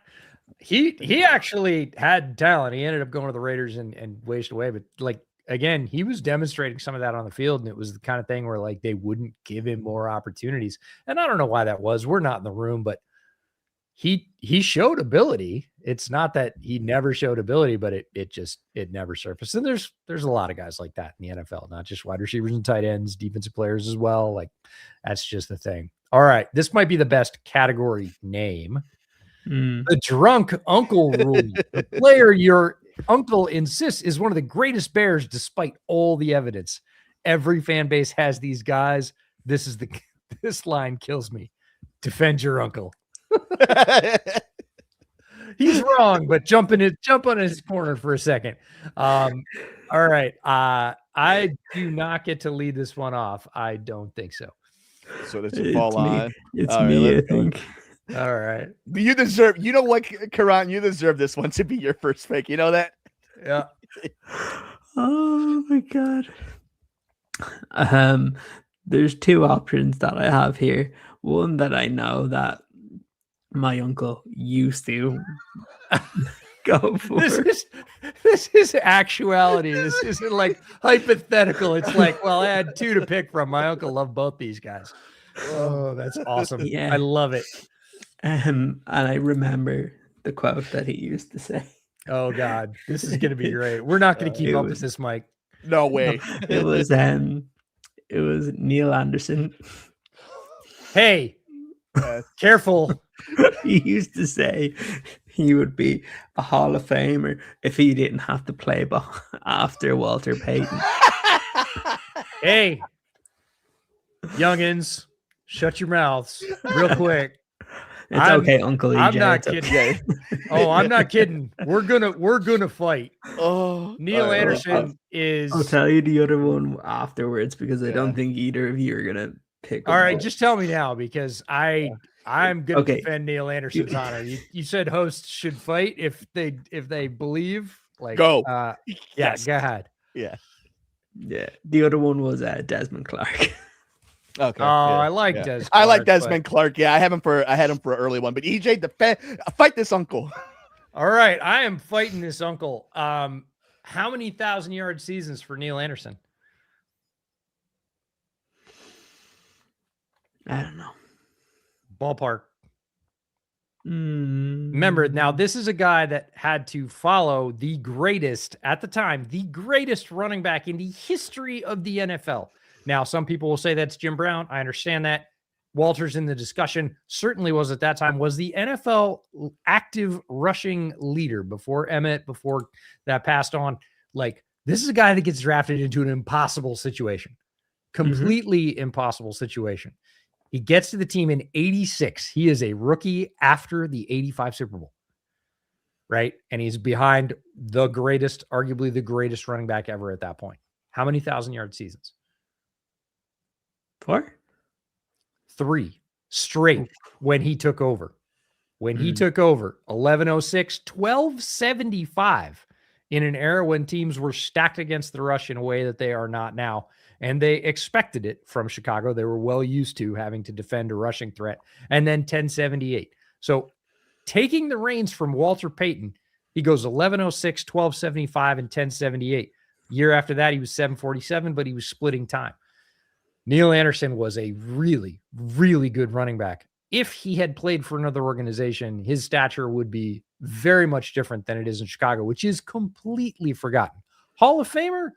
I'm not with your uncle there. A little strong. Neil Anderson, great bear. 100% will die on that hill. Got my shield up. Neil's my guy. Love him to death. And you all know that Walter's my guy. But like following Walter, completely impossible from a football standpoint. And Neil did it as well as anybody could have. So there you go. There's your Neil Anderson for the day. Yeah. All right. Who's next? Does it fall on me? All right. For my drunk Theos, I love you, my Theos that are out there. I'm going to go with somebody who there's a local connection who, when he played in the MAC, just was a terror for a lot of people. And there was a lot of hype and almost has that Tyson Bagent effect to it, except Tyson Bagent is like a 10 times the quarterback. And that's Jordan Lynch. I remember living here and the amount of people telling me that Jordan Lynch not only needs to be on the Chicago Bears, he needs to run the Wildcat. He needs to be the starting quarterback. He needs to be the starting running back. Jordan Lynch, because of what he did at Northern Illinois, an hour and a half north up here of Chicago, the legend of Jordan Lynch and what should have been, some saying, a Heisman candidate. When he came down here, the hometown hero, people were thinking they found their Kurt Warner. And obviously you boys know this, watching and reading all the ridiculousness, hearing all the ridiculous callers in Chicago. But for a moment there, for a summer there, for an early fall there, people literally thought Jordan Lynch was going to be eating people's lunches in the NFL. And oh my God, the arguments on Thanksgiving when that man wasn't even on the roster. Oh boy. Yeah. Not lovely. Well, chat says, brings up yet another in the long list of wide receivers who have made a splash in the preseason. Devin Romashadu. Oh boy, let's go. That's awesome. Yeah. And he had a little bit of thing, got poached, went to Vikings, I think. Yeah. Is that right? Yep. So my drunk uncle rule, like I don't have uncles who are Bears fans, so this is hypothetical, but this is a player that frustrated me for a long time. And many people were like, no, I think you're wrong. I think he's good. And I was like, he's not really. And he had a long NFL career, but it was, in my mind, very undistinguished. And it's Deion Bush. 3 total interceptions in 6 years. 4 of those 6 years, he had none. So he had 2 in 1 year and 1 in another. He had 1 year with more than 22 tackles. Seemingly played on the Bears forever, 6 years. He just kept coming back. And they're like, oh, they're bringing Deion Bush back in the secondary. And I was like, why? He doesn't do anything. It reminded me of Office Space, right? What is it that you say you do here? And I don't know what answer he had for that, but I had people telling me, no, Deion Bush quality, yeah, he's good. And I was like, what? Based on what? That he's still on the roster on a questionable GM's team? Like, why do we keep doing this? You can't find anybody better? Like, that's an indictment of your front office right there. But no, Deion Bush for the drunk uncle rule. Before their time, this is a great category. Player whose style of play would have been significantly more successful in a different era. The questions: too modern for their era, used incorrectly, scheme mismatch. Maybe the league just wasn't ready for these players when they showed up on the scene. Who gets to go first? Mike. All right. So I have 3 people on this list. All right. And there's one who was a star in his time already. So I'm going to take him off of it. So it's 2 players for the Chicago Bears, both on the offensive side. And I'm going to go somebody who might have been ahead of their time. And they played in the modern day, but Matt Forte. If you look at what Matt Forte would have done against, let's just say, Ben Johnson, the possibility of somebody who could catch the ball, who could run the ball, had great vision, who was durable, had a smart IQ. He is somebody who I think was talented no matter what era he was going to be in. Not necessarily Hall of Fame, right? But if you look at the way we are using running backs in today's NFL, Matt Forte's talent, I think, just lends itself into being so versatile in what could have been a very, very fun player to watch in 2020, 2021, 2022, instead of the 2010s. So I think Matt Forte is somebody who had such a beautiful game that can translate so well into this time and be seamless. Love the answer. I think he really is a player that could have played in any era. Extremely smooth, great vision, good football player. Underrated, certainly coming out. I think he is well regarded now. I properly regarded in NFL history as the player he truly was. I think he fits, again, really well in pretty much any timeline. My initial thought was, and this is not the player I'm going to pick, so if you have this player on your list, you can still use them. Vince Evans, the quarterback drafted in 77 out of USC. Now, the NFL was a very different place for quarterbacks back then. He did have a long career. He played for Chicago for many years, and then he ended up playing in the USFL in one of the biggest deals. He went to the Chicago team for $5 million in the first year of the USFL, which is a lot in those days. Was in that league for a couple of years, and then ended up playing for the Raiders for quite a few years. So it's not like he didn't have success, but it feels like his stylistically, he probably would have been better. But the answer, I toyed with Cordell Stewart. Again, had a cup of coffee with the Bears. Kind of felt like the same argument, just 10 years later. But I ended up settling on somebody that was drafted earlier than I thought. And again, the NFL place was a different place for wide receivers at that time. That's Bernard Berrien. Yes. 2004. Yeah. Problem with Bernard Berrien, he's very slight. He was 6'1", but he was like 184 when he was drafted. He ended up playing around 187. He just couldn't put on weight. He's a thin wide receiver. We look at all the very light wide receivers. I mean, you look at like Jalen Waddle, and everybody's like, oh, Waddle's like 190. I'm like, no, he's not. He's like 176. He's very light. He's 10 pounds lighter than Bernard Berrien was. And Bernard Berrien did have speed, and he did have a long frame, which was pretty handy, but he wasn't super rugged. And boy, you could play press in a very different way in 2004 than you can play it today. Like if you played it that way in 2004, yeah, it's free. You probably get lunch bought for you after the game. You play it that way now, you're going to get flagged into oblivion. It's going to be DPI all the way down the field. I think Bernard Berrien was a little early for that. The rules as they've shifted to favor the offense in the passing game, I think he would have flourished even more than he did. He had a little spurt there where it looked like he was going to be really good. I think he was just a little bit early. He needed to be more heavy set and a little more rugged as a wide receiver in those days. He wasn't. I think he would have had even more success if he played a little bit later. Yeah. 3 of my guys are gone because 2 of them were picked in previous rounds. So I'm going deep in this one, and I'm also going to go with a wide receiver who played with the likes of Jay Cutler, and that's Earl Bennett. Yeah. He's a guy that I think the way offenses will go now, he would get a lot of volume and will be like a little safety net for some of the big time QBs, especially the one that's in Chicago at the moment. And yeah, I think obviously him and Jay had one really, really good season, but other than that, he was always kind of the last ditch option, but I think he would actually be a fairly interesting focal point of an offense if he was playing nowadays based on just his skill set.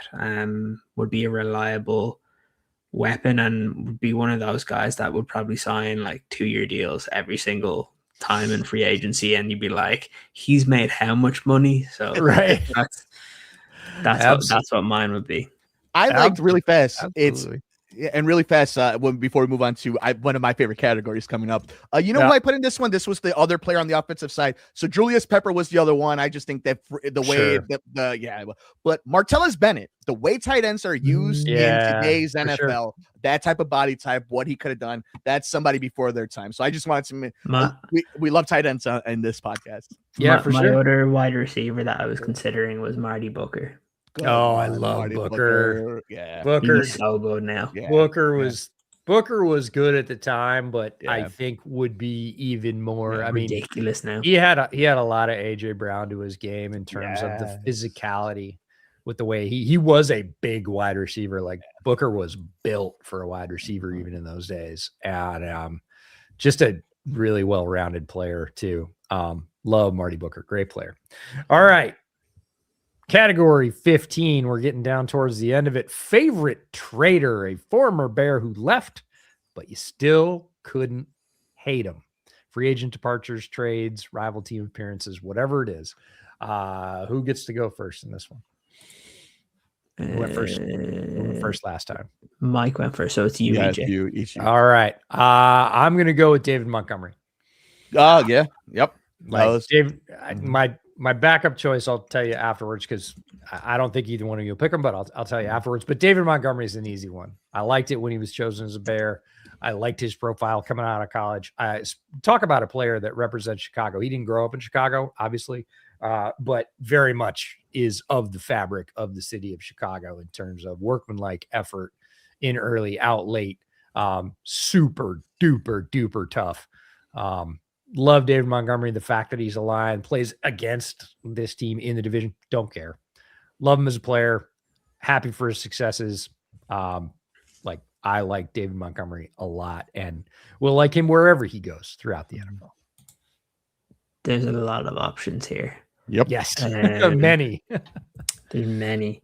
I'm actually going to go with one that Mike, you've just said, and Julius Peppers when he left. And great call. Yeah.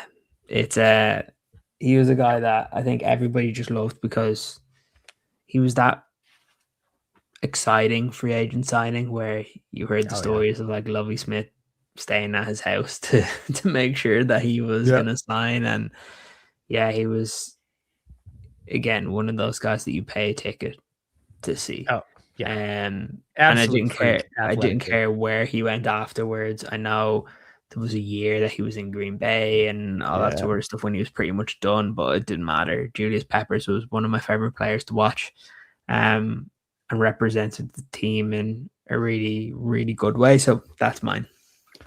Mine is easy. Mine is simple. Mine is a referendum on the entire organization. Roquan Smith. I will never root against Roquan Smith. I will always love seeing Zero run around the field in Baltimore. The fact that they couldn't come up with a deal and somehow ended up with Tremaine Edmonds and TJ Edwards. instead of being able to have Roquan, I don't think I'll ever get over the idea that we could have had an all-pro linebacker playing for the Chicago Bears all these years to that level. So Roquan Smith, I'll never hate that man.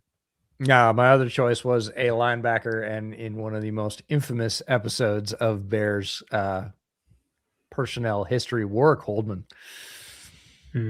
Like Warwick Holdman, the fax debacle, right? They didn't put the paperwork in the right way, and so they lost him. Like, he was a really good, fun player. I liked him. Not as high profile as his running mates at linebacker at the time, but I never held it against him that he wasn't a Chicago Bear. I was like, they couldn't even get your paperwork to the league in the right way. Like, it's not your fault. But shouting out to chat real quick, Raymond Harris as a player that could have been played in any era. He was somebody I considered. And then J2K Designs, Bobby Ingram, one of my favorite Bears. Bear was Seahawk, was famously the player that Joe Paterno said was the best football player I ever coached. You think about that.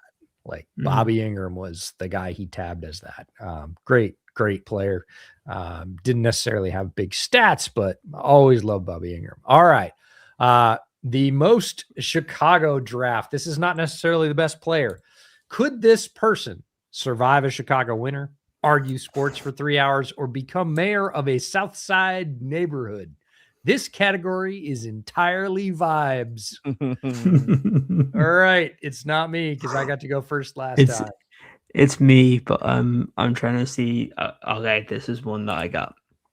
I was just double checking he wasn't picked anywhere else, and it's a guy I love listening to. It's a guy I loved when he played for the Bears. I feel like if you lived on the same street as him, he would like shovel snow for everybody.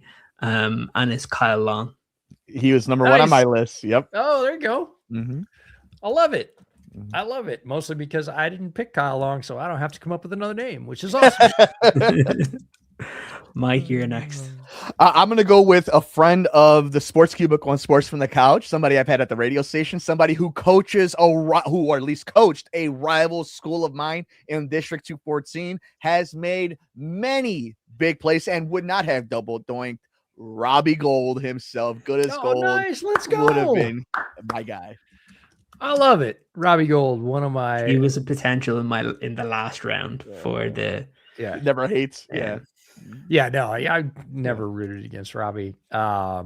Mine is not a player the Bears drafted, but he did play for the Bears, and it's Spice Adams. Anthony. Yes. Yeah. We hit my 3. Spice Adams. Oh, nice. And Robbie Gold. We literally did it. All right. Entirely vibes. If we're talking about vibes, not a lot of stronger vibes than any of those 3 guys, but certainly Spice Adams qualifies and could become the mayor of Southside neighborhood. I think he probably could. We're going to go with that. So, all right. This is the category that could turn the entire competition. The Betrayal Draft. This is our white elephant round, special rule round. After everyone makes their pick, each host has one opportunity to steal a player from another host's roster. The victim receives a replacement pick. Maximum chaos and courage. This is the Deadpool round. I love it. Last episode of Bear Era, ladies and gentlemen, is happening right now. We're going to see if it's going to go Royal Rumble. Who gets the first pick in this round? Is it Mike? It is Mike, yeah. All right, so I got to play defense, right? So, you know what? We know how this is going to work. We do know how this is going to work. 3 guys. There are 3 players everybody wants. So I know I have to make sure I cross my T's. You know what I mean? So since I'm losing, I'm going to be losing somebody. Let me see. So it's which one of you bastards just picked Greg Olsen again? Oh, that was all right. Well, I'm taking Greg Olsen then. You know what? I'm taking Greg Olsen as my. All right. Are we doing replacement picks now, or are we doing replacement picks after they're all gone? We'll do it after they're all gone. Okay. So, then I'm next. Yes. Oh, yeah. You know who I'm taking. You know who I'm taking. The guy whose poster is right over there. Sweetness is all mine. Last episode, damn it. Yeah.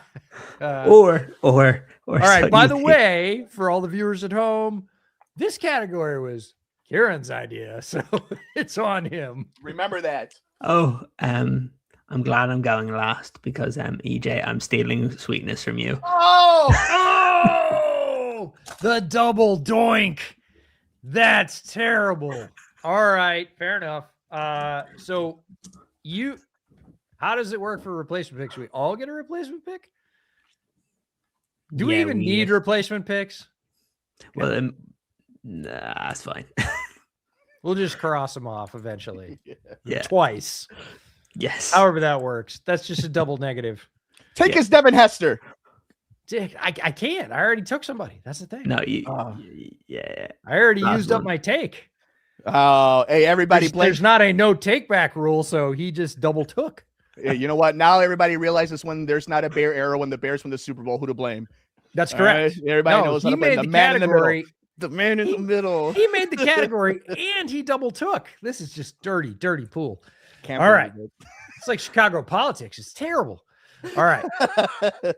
Bears fan trauma pick. This is rugged. All right. Player who immediately triggers emotional damage for Bears fans could represent failed hope, bad memories, what ifs, painful losses, unfulfilled potential. Lots of reasons this person could be selected. The winner is the player who makes the Bears fans sigh the loudest. Okie doke. Who leads off this category? It's me. Oh, Ciaran. So, there was a couple that have been taken that I considered. So, one was taken in round 2, which was Cody Barkey. Yeah. Yep. But sure. This one makes me sigh because every time I can see the play happening in my mind every single time I see it. Oh no! And it's the Chris Conte play against Green Bay. I had a feeling Mr. Conte's name was going to come up in this podcast. He was certainly a potential in one of the earlier categories, but yes, one of the highest sigh factors of I'll call it recent Bears history, even though it's a while ago now. Still feels recent. That's how you know it's a bad play. All right, Chris Conte off the board. That means Mike is up. In 2005 at Soldier Field in January of 2006, the season of the 05, Steve Smith Jr.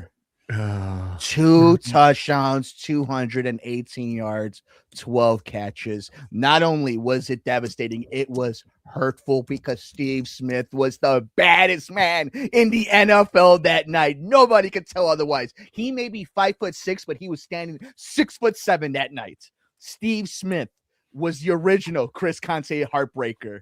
You think Tyreek Stevenson was bad? Imagine getting run up and down the field at Soldier Field by a Carolina Panther. That's what Steve Smith did. Ooh. I thought we had to pick Bears, so I'm gonna modify my answer. This one hurts bad because it derailed a potential dynasty. So okay. Charles Martin. Charles Martin, 1986, basically picked Jim McMahon up like 2 seconds after the play ended, complete dead ball foul, and slammed his ass into the turf, and he was never the same. Slammed him head first into the turf. If you haven't seen the play, look it up on YouTube. It is awful. He should have been hauled off the field in handcuffs. That's just plain old assault, especially that far after the whistle. And that was really the wheels coming off because the Bears were primed to repeat. Everybody assumed that they were Super Bowl favorites in the year after they won the Super Bowl. They'd not lost a ton of talent. They needed McMahon. They did not have a backup quarterback that could carry the load.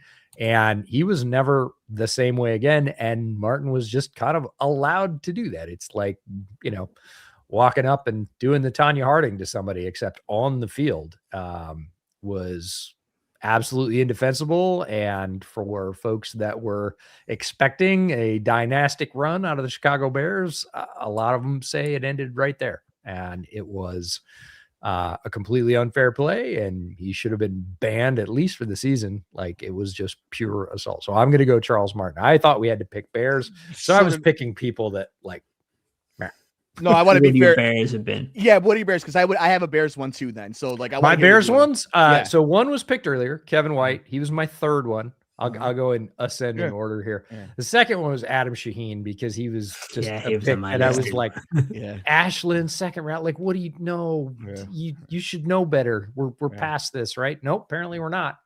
And the last one is personal for me because I thought he had the potential to be the answer, and it's Justin Fields. Like I love Justin Fields. I love the selection. I thought they were lucky to get him. I really thought it was what was going to happen since Caleb has arrived. Right. I thought that was going to be Justin Fields. I thought he was going to progress past the things that held him back in college.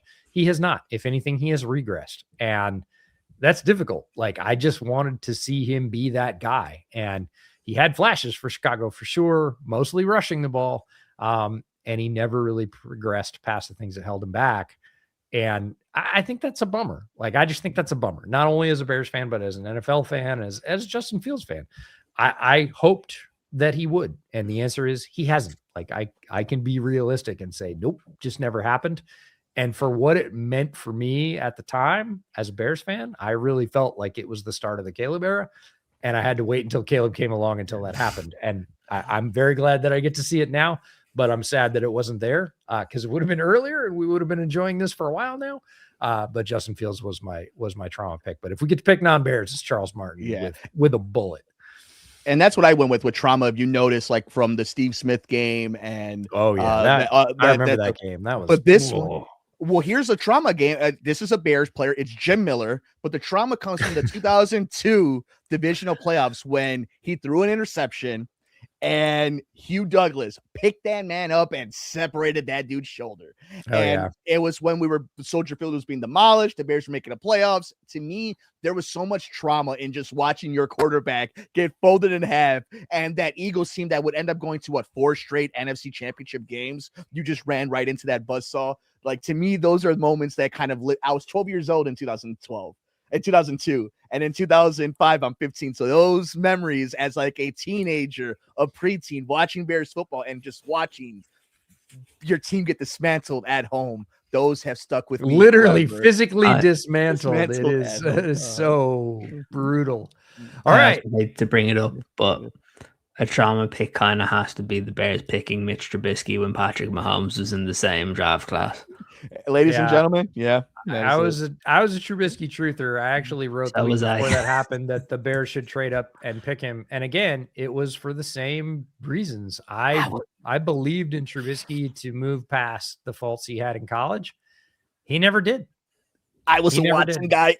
Yikes! I was a Watson guy. Yikes! That looked really good for you for a couple of years, for like 3 years, and then he went to Then we won't talk about. Then it didn't work out for him. Then it didn't work out. The whole like Mahomes thing. I'm actually, as a football fan, I'm really glad the Bears did not pick Patrick Mahomes. Yeah, because they would have ruined him. Mm-hmm. He needed what he got in Kansas City. In Kansas City, he sat for an entire year, famously. But when he started to play, Andy had a rule for Pat. He said, the first 2.5 seconds of the play are mine. You do as I say by the letter. After that, all bets are off. Be Patrick. Do Patrick stuff. I don't want to legislate that out of you. But in order to make sure that we don't have the bad tendencies that you particularly had in college, and we maximize all the greatness that is Patrick Mahomes, first 2.5 seconds are mine, hard and fast. After that, whatever you want to do, because you're Patrick and you do great things at that time of the play. Before that, you play within my structure and you play by my rules. Bears were not capable of developing a quarterback at that time in that way. They would have ruined Patrick Mahomes. And I hear people over and over again say, Patrick's talent is transcendent. He would have just elevated himself above. No, he wouldn't have, folks. He would have played. He would have been like Jeff George. And Jeff George is a tremendous talent who never had a run of sustained NFL success because he never reined in the bad habits. Andy and Matt Nagy, to his credit, did that for Patrick in Kansas City. They would not, without Andy, that would not have happened. So I'm kind of glad the Bears didn't pick Mahomes because we get to see Mahomes play Mahomes football in Kansas City. We would have not have gotten that if he was the quarterback of the Chicago Bears. J2K has a good one as well. Is Lamar Houston? I know, I jumping saw up and that. celebrating and tearing his Big- ACL. Big props, J2K. And yeah. props to everybody who rode along with us for this. In the middle of summertime, we thought this was a fun and creative way to talk about a lot of cool and not so cool Bears memories, but mush it all together and have a good time with it. I hope you're all enjoying barbecues, times with family. Your kids are out of school, whatever. It is a wonderful time of the year when the weather's starting to turn. Everybody's getting to celebrate a little bit, and we will come back together for football. That Jones is already starting, but we have a few more months. Over on Bootleg, we're starting up the summer preview series. We just recorded the first week of it this week. It'll start coming out in July. We'll have a couple more fun episodes for you before Bears News starts in earnest for training camp, but we wanted to get this one in. We hope you enjoyed it. Before y'all go, I will give you the judging criteria for determining whose team is best. Sounds like Ciaran has the lock on publishing who we all chose, so that'll be where you can get your hands on it. First category, creativity. Second category, Bears knowledge. Third category, storytelling. Fourth, entertainment value. 5, nostalgia factor. And 6, I just like ability to trigger Bears fans. It says ability to trigger Bears fans emotions, but I'm just going to say ability to trigger Bears fans. It's not about building the best football team. You tell us who ended up with the best team according to that criteria. Go ahead and tell us in the comments or tell us on social media. Either way, we are happy to hear it. And again, thanks for hanging out with us in the middle of summer for a couple hours, reliving good and bad Bears memories. We appreciate it, and we appreciate you, and we will see you fairly soon.